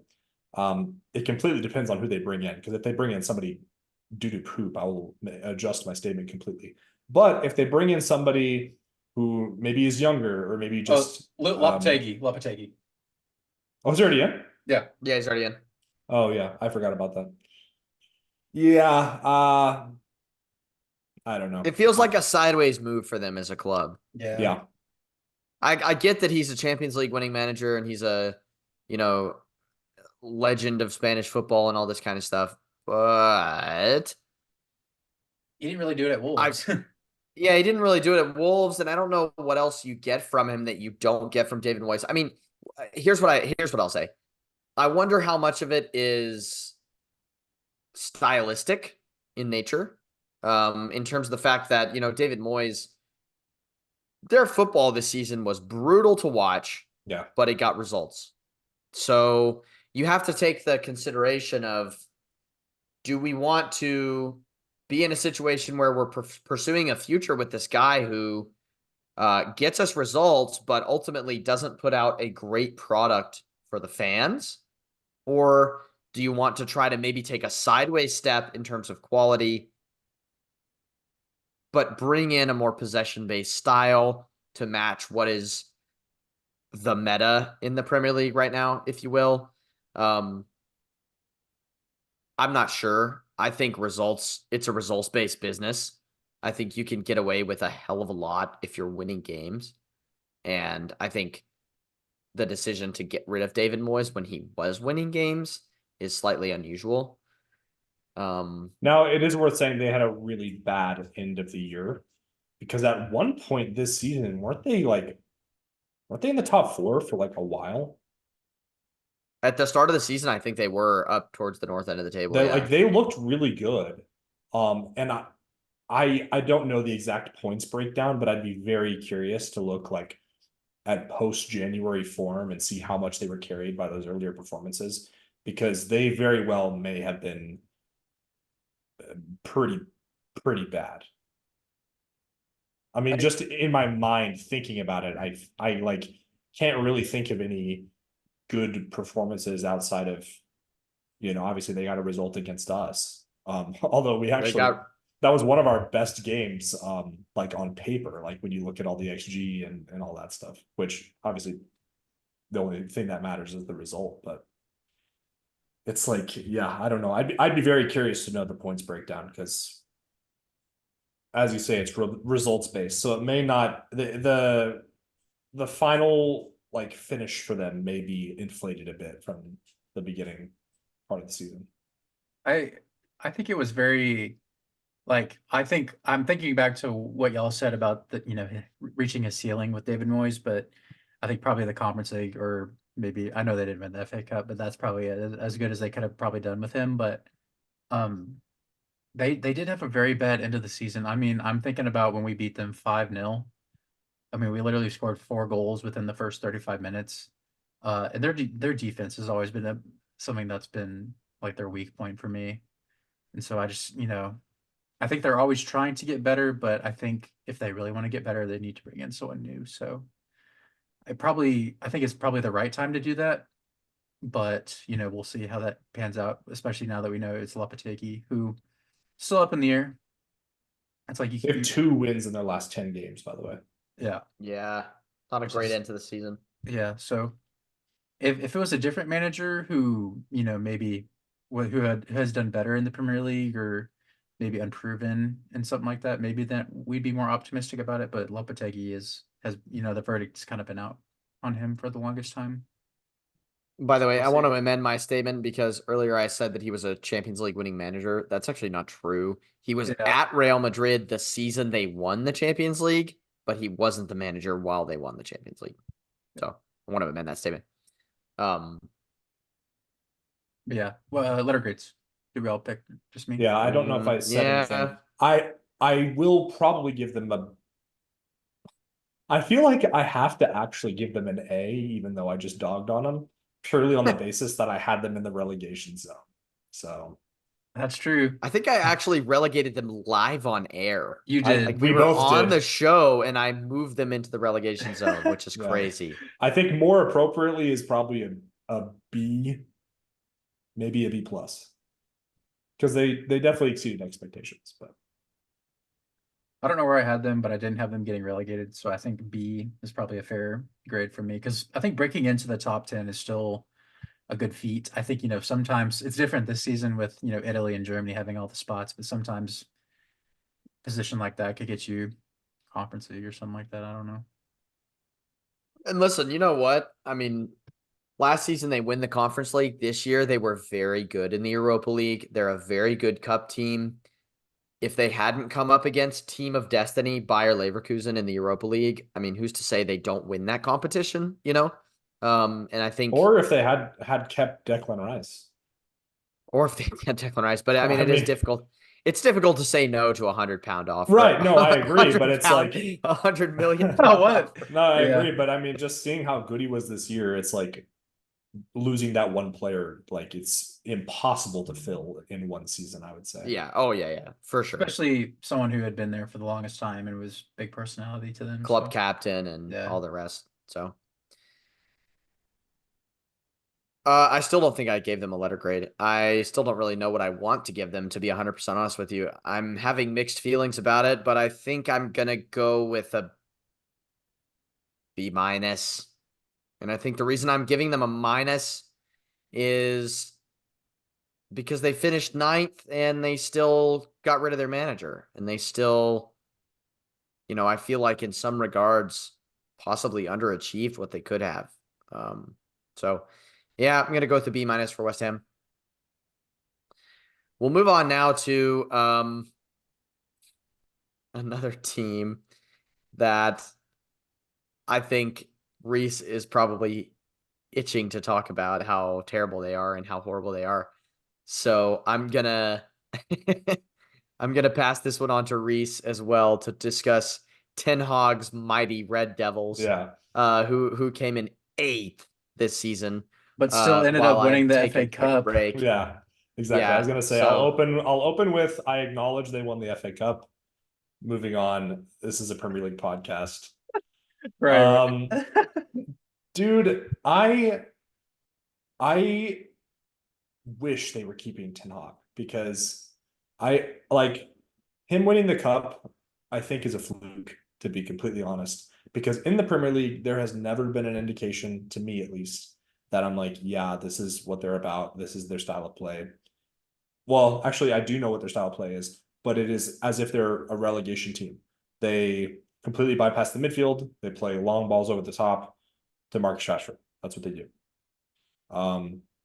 I think they did have some bright spots. Garnacho obviously had a decent season. I think Hoyland, didn't live up to the price tag, but he didn't get to choose the price tag, right? He played okay. As the season went on, he got better. Yeah. I think Bruno was fine. I think that's probably where I end my praises for them. yeah, I think recruitment was poor. I think Onana, while he made some saves, he also clearly was just so mistake prone. His brand is making mistakes now. Yeah, it's bad. I think they were injury ridden. They had a ton of injuries. However, when your only preparation for that is bringing in Johnny Evans, I don't have any sympathy for you. So, Where's Josh when you need the plantar fasciitis, whatever it is? yeah. That what? Yeah, don't be like whatever it is whenever you say the exact condition. Yeah, I hate United so much. I hope whoever they bring in is just as bad as Ten Hag. Yeah, I think they're just terrible. I hate them. The end. I have never seen a group of washed up legends more than I've seen at Man United, if you will, because Casemiro is not the player that he used to be. Rafael Varane, who is leaving at the end of the season, is not the player that he used to be. Even no, the legend status ends here for the record, but even Andre Onana is not the player that he used to be. What do you mean? Ends up being legendary. no, not legend, but ends up being a poor signing for them overall. Christian Eriksen is not the player that he used to be. You know, just so many elements of this team that don't Alessandro really fit Martinez together. was never the player they thought he was. No, and Sofyan Anthony. Amrabat probably wasn't the player he thought he was. Anthony is definitely not the player he thought he was. Listen, here's what I'll say for Man United. A 19-year-old and a 17-year-old were your best players this season. Oh yeah, I forgot to mention That's exciting. That's very exciting. You're Manchester United. A 19-year-old and a 17-year-old were your best player this season. That is not good because there are a lot of players who are older than that who cost a hell of a lot more money than they did that did not have an acceptable season. And I think they know that. But they're now put in an interesting position where they are required to make a decision about a manager who had a terrible season with them in the league, but won the FA Cup. So, where do you go with that? For me, it's an easy decision because, yeah, he won the FA Cup. And I mean, cup tournaments are a little bit of a crapshoot in some aspects. Yeah. And Man United have always historically been a very good cup team. And I think a lot of their players have experience in situations like that. And for me, the stylistic deficit between them and literally the rest of the Premier League is enough evidence for them to sack Baldy before next season for my money. So my prediction is that Pochettino will be there by the beginning of next season. Yeah. It may seem hypocritical for me because we actually also finished 8th and won the FA Cup with Arteta, which I've seen a lot of United fans compare. Exactly. But the difference being he took over mid-year. There was signs of us getting better. I don't think that's true for United. There was signs of some kind of tactical identity being formed. Again, I don't think it's true. Now, I'm perfectly happy for United fans to delude themselves into thinking it's true because if they keep Ten Hag, I think, yeah, they do not finish any better next year.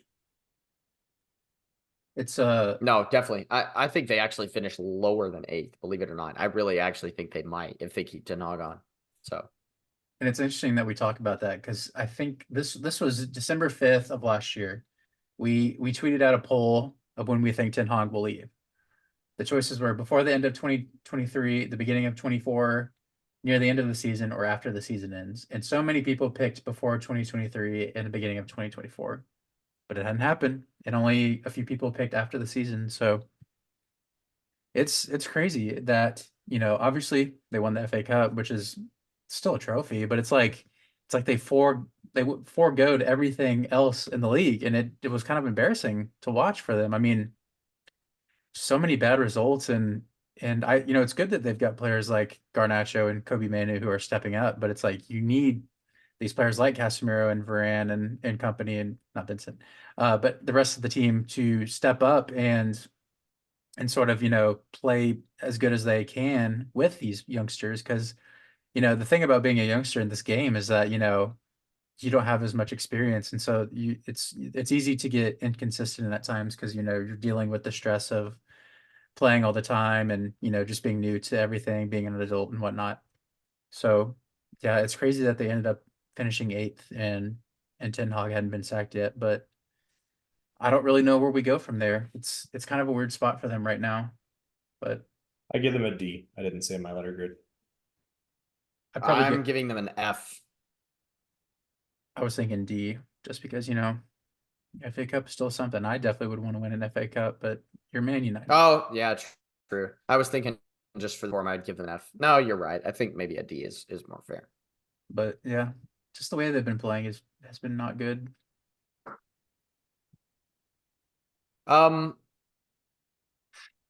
Yeah, so let's move on to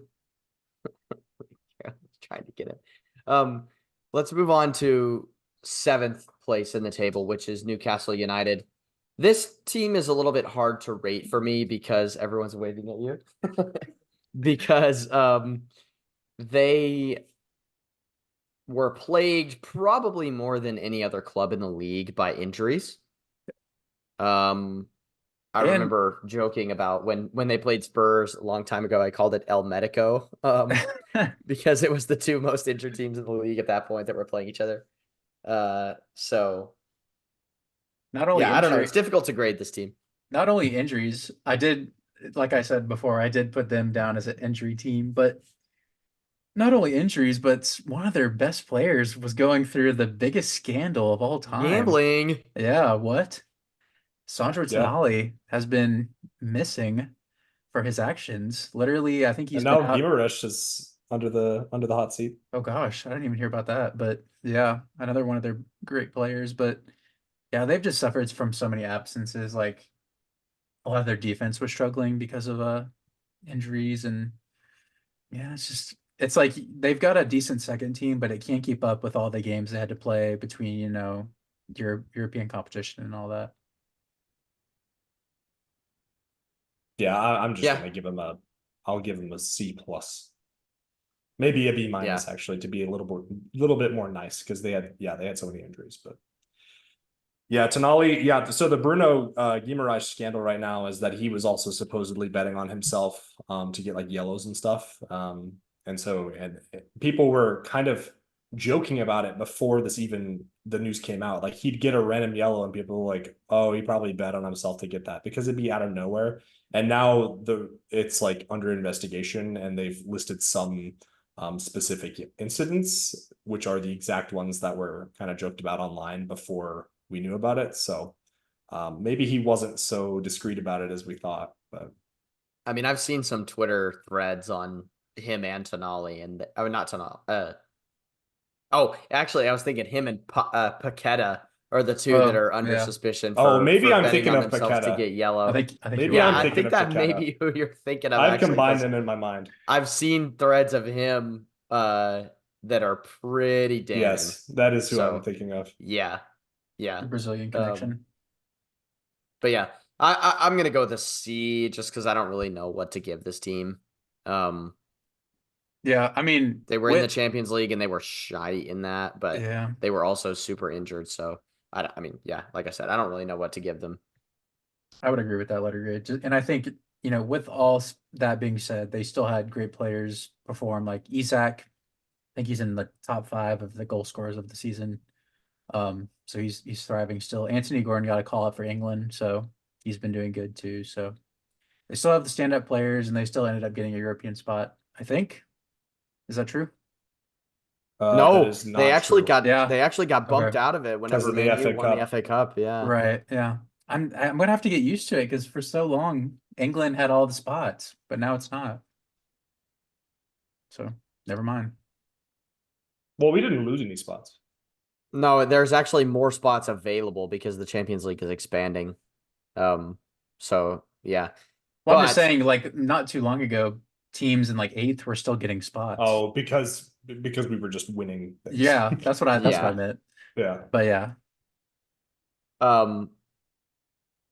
Yeah, so Newcastle, I mean, they are what they are this season, really. But let's move on to Chelsea, who finished sixth. And this is a team that I find very, very difficult to rate because we dumped on them the entire season.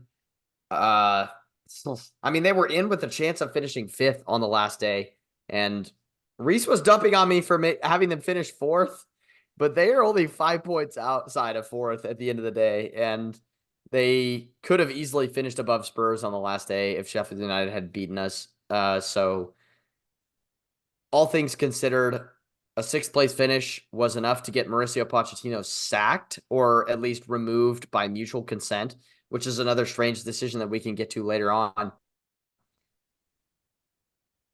I'm not sure how to feel about this. They're going to be in the Conference League next season based on their qualification in sixth because Man United won the FA Cup.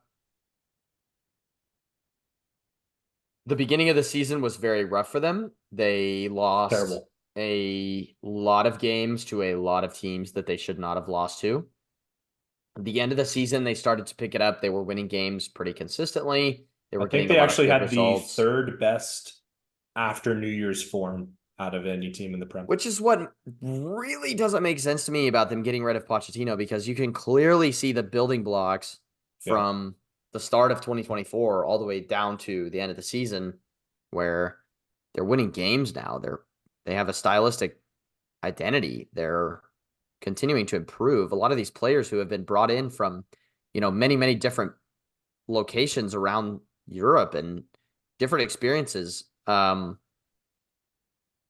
finally starting to gel together, and they're now going to bring in another manager who's largely unproven. Yes, he won the championship, but look what that did for Vincent Kompany in the Premier League. They're going to bring in this guy who is going to have to, again, win over a huge group of players who have been patchwork assembled. And it's similar, very similar to the Nottingham Forest point that I brought up earlier about what is the plan? What is the identity? What is going on when they sit down as a board and discuss what are we going to do here for the future? Yeah. And I just don't understand a lot of the decision making. This is another team. I mean, like Newcastle, I'm going to give them a C just because I don't even know what to say about them. And that's kind of where I'm at with them right now. So I would actually after New Year's, I would have considered giving them a B, to be completely honest, because they were really good and they were showing improvement. I think the decision to sack Pochettino, that alone baffles me completely and is going to bring them down to a C for me as well, because I just do not understand it. I think it is terrible decision making. I know that's not directly tied to the club's performance, but it kind of is. Like right now, so much of Chelsea and the talking points is around how they're run. So yeah, I don't understand it at all. I did think it was very weird because they just have such a huge issue with when it's not working as well as they want it to. They'll just bin him without giving him time to develop, and it's insane to watch happen. I definitely would have given them a better score, but yeah, just like the rest of the guys, I'm feeling the same way with the letter grade. We'll probably talk about it more, but Cole Palmer, what an insane signing. I feel like he definitely carried a lot of those players in some regards because they have some of their other players. I think like Gallagher had a very off and on season. Nico Jackson definitely did as well. Raheem Sterling just hasn't been the player he used to be. But Cole Palmer is surprisingly very good. And we just have never been able to tell because he's been in the bench for City before he signed for Chelsea. So they have him to thank, I think. So let's move on from Chelsea now and move on to my own personal beloved squad of Spurs, who I think, taking a look back at how we all predicted them to finish, they actually outperformed all four of our thoughts. I think the highest any of us thought they were going to finish was sixth, including me. So, on that basis alone, I think you have to say they kind of are in a better spot than we would have expected them to be. Now, it was a bit of an interesting season for Spurs in the sense that I think the first third of the season almost has to be treated differently than the last 2/3, because for one thing, you have to consider new manager bounce. How much of that was a factor of Pochettino, good God, Postecoglou coming in after two managers or three managers in a row with Nuno, Mourinho, and Conte, who were very defensive minded, very, other than Nuno, very toxic about the club, very toxic about the fans. And Postecoglou comes in and basically is just the vibes manager for the first 1/3 of the season and turns things around so much, turns us around stylistically. We're playing this great brand of football, which we haven't seen at Spurs since, the middle years of Pochettino, really. And everyone's loving life. And then the Chelsea game happens. And we go down to 9, and half the squad gets injured or suspended. And after that game, basically nothing is the same for the rest of the season. The team was not able to recover from losing Romero, Udogie, Van de Ven, and Madison all in the same game. And Richarlison, actually, who also got injured from that game. The squad was not able to recover. Yes, they did all kind of make their way back by the end of the season, but I think, James Madison definitely was not the same player at the end of the season that he was at the beginning of the season.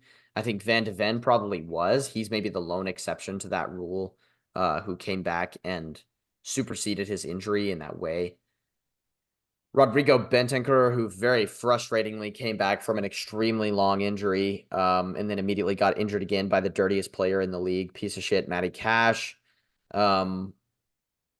He's not been himself. Bissouma never recovered from that and then went off to AFCON and got malaria, which, is not ideal.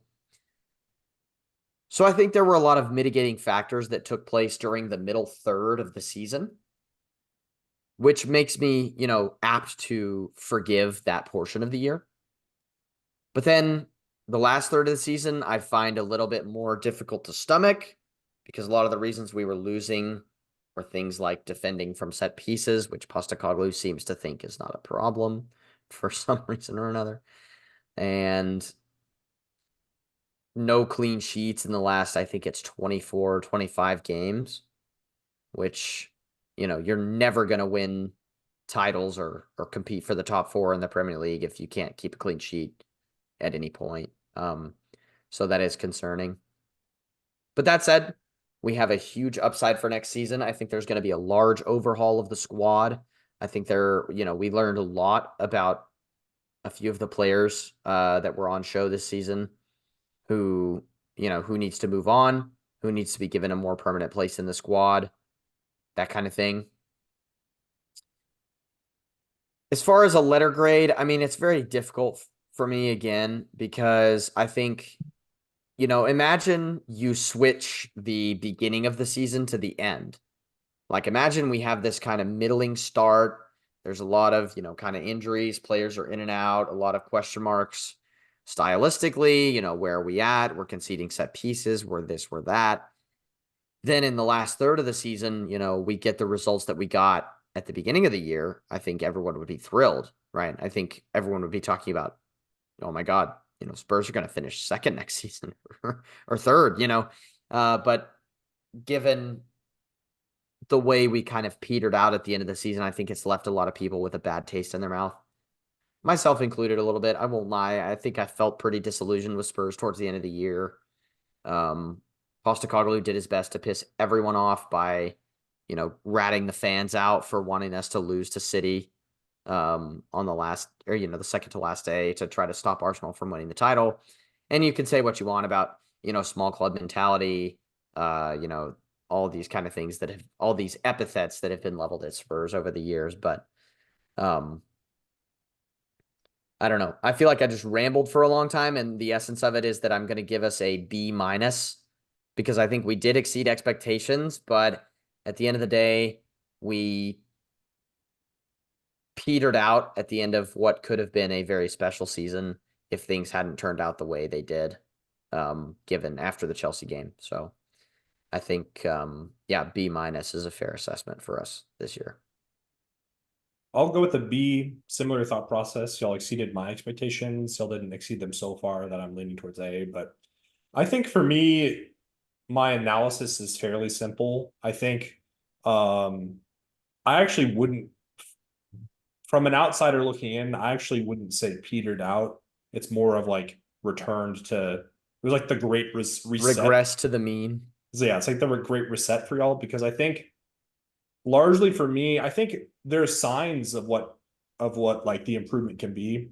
But I think, I mean, you talked about clean sheets. I think stylistically, it's just not going to happen. I mean, your defensive line is on the halfway mark, regardless of if you're having position or not. You're not going to keep clean sheets. Or if we have 9 men.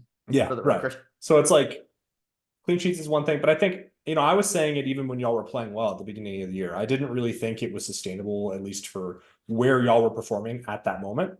So I would describe it as overperforming at the start of the year. You have the great reset against Chelsea. And then by the time everyone's back, I think it was pretty much what I expected. Like, I didn't really think y'all were playing terribly.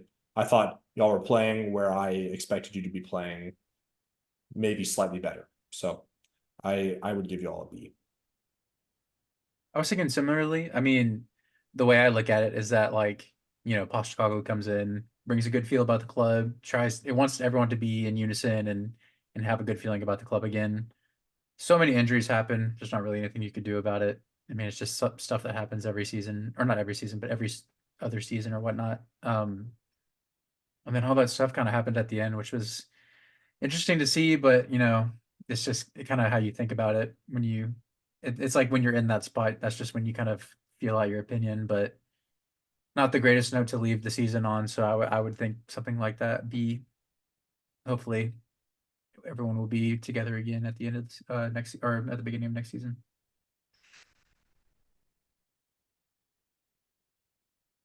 We'll leave Spurs behind there. We'll move on to a team that I think will probably be making some appearances during our Slap Awards for a lot of us, is the surprise of the season, really, for me, which is Aston Villa, who finished 4th and end up in a Champions League spot. A great exhibition in management from Unai Emery, and a lot of high-level performances throughout the season. You have Ollie Watkins, you have the 2 center backs, Diego Carlos, and I'm blanking on who the other center back is at this exact moment. Pau Torres, one of those. Yes, guys. Pau Torres. But yeah, I mean, I think there's, as much as I would love to sit here and tell you all the reasons why they're great. I think it just simply suffices to say they deserve an A rating this season. I think they were excellent throughout the year. And that's basically where I'm at with them. It's just an A rating. Yeah. A for me. Nothing to add. I think well, I said nothing to add, and then I'm gonna add something. Yeah, they just so impressive. I think Emery, I've said this before, whoever took the job after Wenger, it was cursed. So I think him getting his proper chance to show he can do it in the Prem is paying dividends. Yeah, I think it's just so much credit is to him and to the players as well. They've done really good recruiting.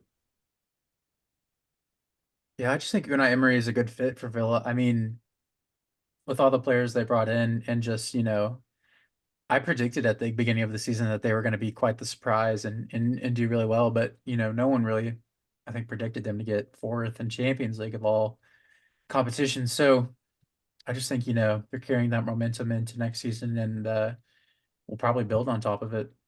So I'll give them an A as well. Now moving on to a season where, one of our great Premier League managers of all time has decided to move on at the end of it. Liverpool, who for a good portion of the season, were considered title contenders, and they were in the mix, for the title race for maybe the first 3 quarters of the season. They started to kind of lose that momentum at the end, which is disappointing. But again, they were a team who dealt with a lot of fitness issues, a lot of injury issues, key players being out at AFCON in the middle of the season, which I think kind of killed a little bit of their momentum. So for me, for Liverpool, I think I'm going to go with a B, purely on the basis that I didn't expect them to win the league, but I thought it, at one point during the season, I thought they might actually go and do it, just on the basis of the magical year with Klopp and the ethos of it all, of, it being his last year and them being this kind of magical team. But at the end of the day, I think they probably deserve to finish third. That's probably about right. And so for that, I'm going to give them a B. Yeah, I'd agree. I think they were largely overperforming for a vast portion of the season. I think, they rebuilt their entire midfield. This at the start of the season, I think they, they finished the season how I expected them to. I don't think they were like amazing. I don't think they're done rebuilding. I think their attack has definitely regressed.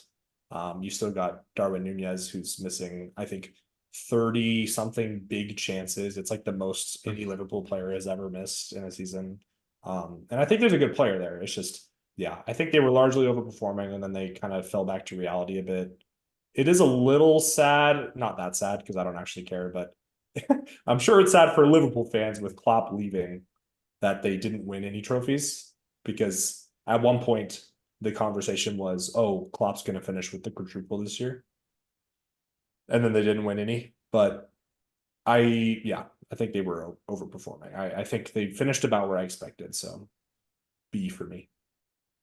Yeah, I know they will feel bad not to have won anything under Klopp's last season. And granted, we haven't been Premier League fans for forever, but Klopp has felt like he's been there for the longest time since we've been watching. So while we might not be sad that he's leaving, it'll definitely be a missing hole, because we're so used to referencing him and his shenanigans. But I think he did a good job of setting them up for the future, because they've got a lot of good young players brought in, and there's just players from their academy that got more playing time. I know Kwanzaa became a regular name.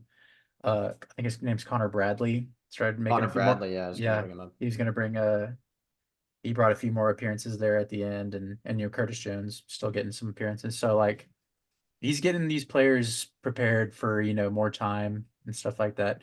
Arne Slot, geez, I'm getting emotional, I guess. Arne Slot has already been announced by Klopp himself in his farewell thing, so we'll see how that goes. But I think when they did have injuries, some of those players that traditionally don't start stepped up. Like, I think Endo did a great job of playing his role, even though he was obviously not brought in to start. Oh gosh, who else? He didn't play too much, but I thought Gravenberch played all right when he came on and started a few games. So yeah, I mean, it does stink, but I would still give him a B, just because I think third is still a good finish, and could have been worse, I guess, with all things injury wise considered. All right, Reese, it's that time to discuss Arsenal. So I'll pretty much just hand this over to you. Yeah, I'll start with the letter grade, and then kind of explain my reasoning. I'm going with an A. I think I would have given us an A last year. I think I did give us an A last year, and I think we're better than last year. I think, us as a group were more realistic about Arsenal in the league when we were doing predictions, but pretty much everyone else online outside of Arsenal fans thought we were going to have this dramatic fall off. But we stayed in the running. We actually kept it in the title race up to during the final day of the season, which is the first time that's actually happened since in the Emirates era, I would say, since the new stadium. It's the first time we've ever kept it to the final day. So that's improvement there. That we actually reached record number goal scores in Arsenal history. This is the most goals we've ever scored in a season. We reached record number wins. This is the most wins we've ever registered in a single Premier League season in our history.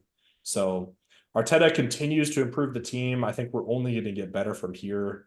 I think stylistically, I am just so happy watching us play, because we're so fun to watch. I mean, this is the first time. I mean, last year we were in a title race for sure. But again, we didn't stay in it to the final day. I was so like that was just so fun. I care. I won't say I don't care because obviously losing the title is sad, but like it was just so fun. I've never had that experience before where, you know, it's pretty normal to have multiple games on the final day, but this was the first one where it like actually mattered. Like I was very invested in more than one games, at times more invested in the City game that was happening than the Arsenal game. So yeah, I think it's only up from here. I'm just so happy with the way we're playing. I think so many of our players have just become world class. I mean, Saka, again, I mean, it's crazy. His PR is abysmal because he is just continuously dogged on by other fans. If you look at his stats season to season, literally has improved every single season in the Premier League. More goals, more assists, more involved. I mean, he's just so important. Odegaard, I think, took it to another level this year. Unbelievable, unreal. We paid 30 million for him. Ridiculous. Declan Rice, opposite side of the spectrum, paid 100 million for him. I genuinely think we underpaid. He's unbelievably good. Saliba, once again, amazing, but Gabriel too. I mean, took it. I mean, he raised the bar. He mashed Saliba, I would say, this season at times. They really are. They have become a duo for sure. Like the conversation cannot be Saliba is the best defender. It's Saliba and Gabriel. It's like they are a duo now. That's our defense sorted for forever.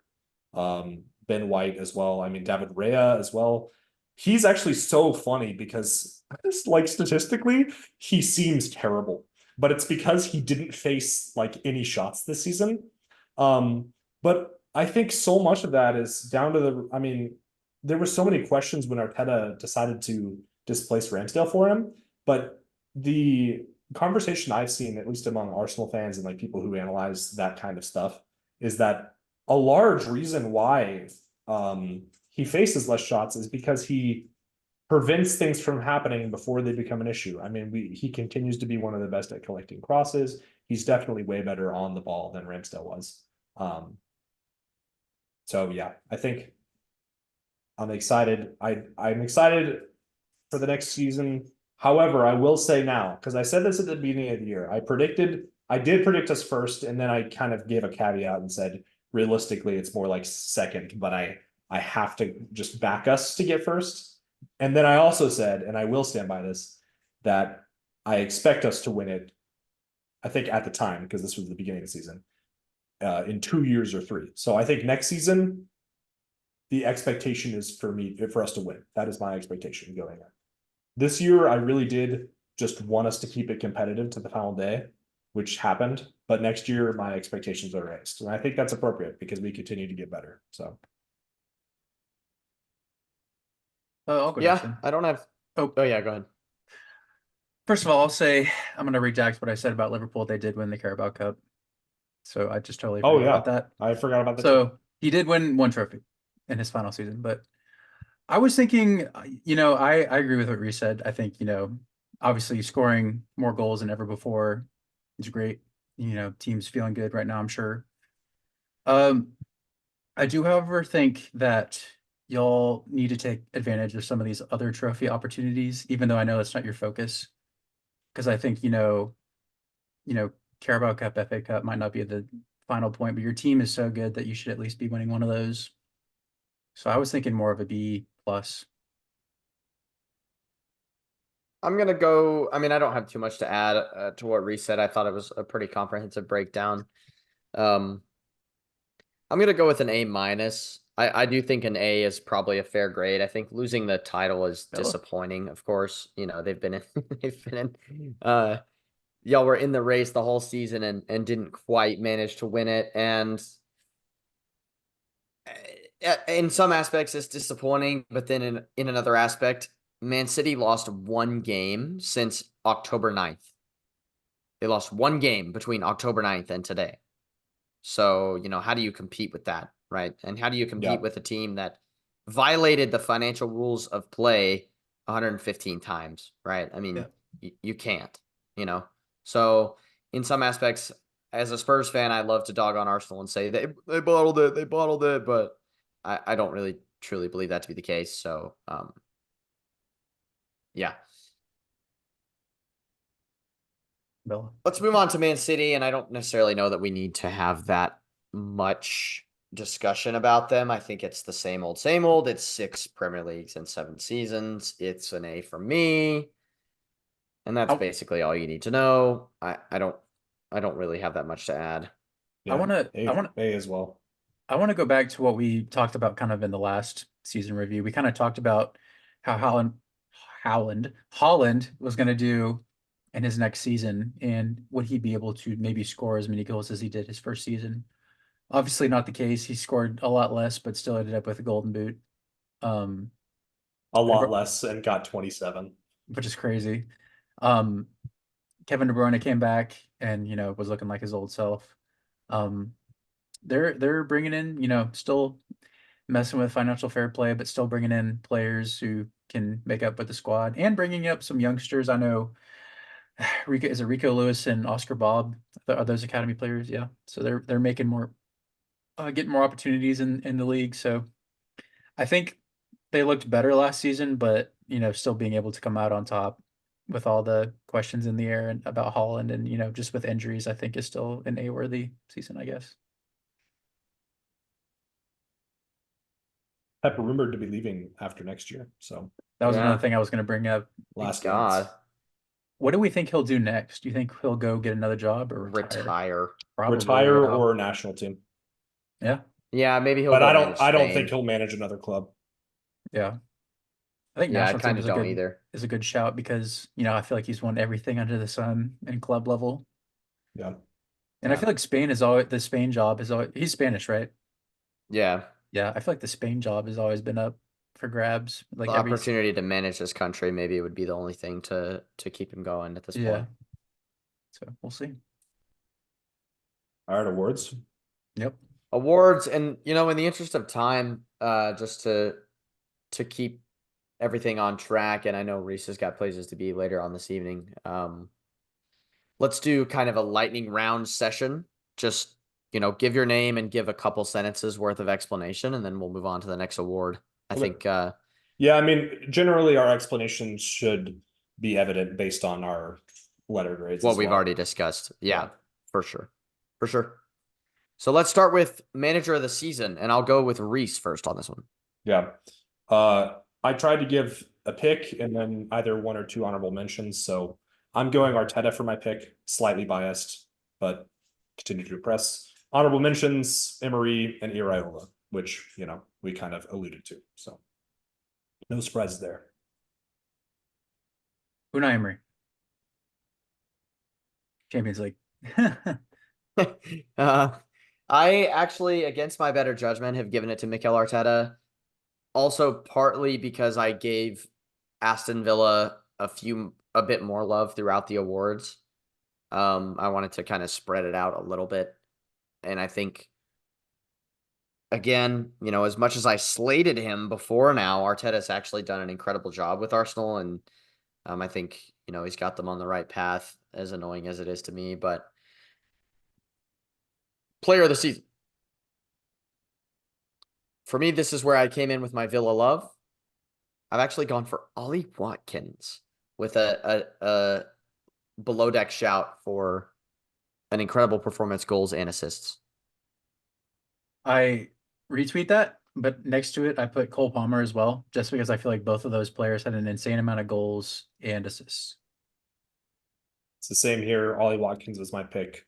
Cole Palmer, my honorable mention. Cole Palmer, interestingly, second in goals and assists, but when you take away penalty goals, which penalties are a skill, but when you take them away, Ollie Watkins is actually the winner there. So just a little interesting, but very close. Goal of the season, Reese. I am obligated to give it to Garnacho against Everton because I hate Everton and Bike. However, I actually really like the McAllister one against Fulham. I also was going to pick Garnacho, but I feel like that would be a popular one. So I'm going to give it to Jefferson Lerma's goal against Chelsea because not only did that one not win the goal of the season, but I feel like, or goal of the month, I feel like it was not talked about enough because he hit it from like so far out and it just driven into the top of the net. So go look at it if you haven't seen it. Yeah, Garnacho, the obvious pick, right? But to keep it interesting, I have gone with another mention of Kabi Mainu's last-minute winner against Wolves, where he bent it all the way around into the top corner, postage stamp in the 97th minute. That was my kind of secondary pick. So, best signing of the season, I had to get at least one homer pick in here, knowing that maybe there are arguments for Cole Palmer. I've decided to go with Mickey Van de Ven purely for his completely transformative effect on Spurs and their ability to defend, and the fact that he is a freak of a human being who broke the record for fastest player ever in the Premier League, and he's 6 foot and a center back, and consistently uses that ability to make challenges that nobody else in the league is making. So yeah, I've gone with Van de Ven. In the interest of I'm going Declan Rice. I'm also going homer pick here, and my dog is making noise. Yeah, Declan Rice, I think I talked about him already. Similar reasons, transformed our midfield. He's unreal. We somehow underpaid for a 100 million He's not player. real. He's not real. We somehow underpaid for him, and we paid 100 million pounds. So, yeah, I also didn't want to pick Cole Palmer because he's too obvious. I picked him, but I will pick a homer pick as well because I mean, I think that's a better question because obviously Cole Palmer is probably everyone else's pick, but I will go with Adam Morton just because the fact that he literally signed him from the championship, immediately gets called up for England. I don't know if he'll stay with the squad or not, but I think Southgate likes him, so we'll see it, but that kid's going to the top. Worst signing of the season, Reese. Mason Mount. Yeah. Come on. With a shout out to Kevin 65 million. Calvin Phillips. Oh, Calvin yeah, Phillips has got to be up there. At least it was a loan. Yeah, that's true. Mason Mount was 65 million Great British pounds, which is unbelievable. 14 appearances and 1 goal. Yeah. Disaster. Yep. Similar vein, disappointing player of the season. I'll go to Ethan. So I actually had 3, but I'm only going to say 2 of them. Marcus Rashford first, because the season before he had 17 goals. I think this season he had like 7, which is still 7 goals is still a decent amount, but I feel like we just have not been talking about him at all this season. And to keep up the Brighton hate, I went with Evan Ferguson just because he literally scored a hat trick and then did not score for the rest of the season. I don't think. Mine was Caicedo. I think he wasn't terrible, but he was pretty bad at some parts of the season. He definitely was not worth the price tag, which I don't know if anyone thought he was, but he was definitely way worse this year than he was at Brighton. So I think that's worth pointing out. Another Brighton player. I know Caicedo was from Brighton, but I have a Brighton player as well. I've actually gone for Matoma instead of Ferguson, purely because Ferguson was still kind of unproven, like youngster. Matoma was seemingly like I would never have guessed he would have had the season that he did based on his style of play and performances last year. So yeah, he's my honorable mention. I've gone with Ryan Gravenberch. Mostly because I'm disappointed in the fact that, he came in with such prestige and barely got a sniff, barely got an appearance. And when he did, he was more or less invisible. So I've gone for Ryan Gravenberch as my disappointment player of the season. Disappointing club of the season for me, I predicted them to finish 10th and they were brutal. And that would be Burnley. They were my disappointment of the season. So thumbs down for them. Mine were Brighton. Ethan will be happy to hear. We talked about it earlier. I had them finishing 4th. They finished 11th. So pretty poor. Honorable mention, I'll keep it in the same vein. Everton, because I'm disappointed they weren't relegated. Every year. Exactly. I also picked Brighton just because there was so much going for them, and then they ended up falling so hard, which I'd love to see it, but it's crazy. And this is not really like a surprise. I mean, I didn't really expect them to do great, but I expected them to do a little bit better with some of the players they had. But Forest, with some of the players they had in their roster, it was crazy that they still finished that low. So it's my honorable mention. And finally, most surprising club, which for me was Aston Villa. And I think maybe that won't be an unpopular pick. Mine were actually Bournemouth, and Bella is smacking her face on the ground. So I don't know if that's picking up on the It's mouth. I can't hear it. Yeah, I'm going with Bournemouth. I think Aston Villa were surprising, and I don't think it's definitely a good pick. But Bournemouth did way better than I expected, like way better. Yeah, and they had a lot of players who did way better than I expected to. I definitely didn't think Solanke would do as good as he did. I also picked Bournemouth just for that. I really thought they were doomed after the first couple of games they had, and I thought Ariel was going to get sacked, or Iriel, or whatever however you say it. But I also put Palace just because the way we finished the season, I thought was very surprising. I didn't think we had it in us. Yeah, finished 10th of all places. Well, that brings our very prestigious segment of the Slap Awards to a close. So congratulations or commiserations to all who won good or bad awards, depending on which section they were mentioned in.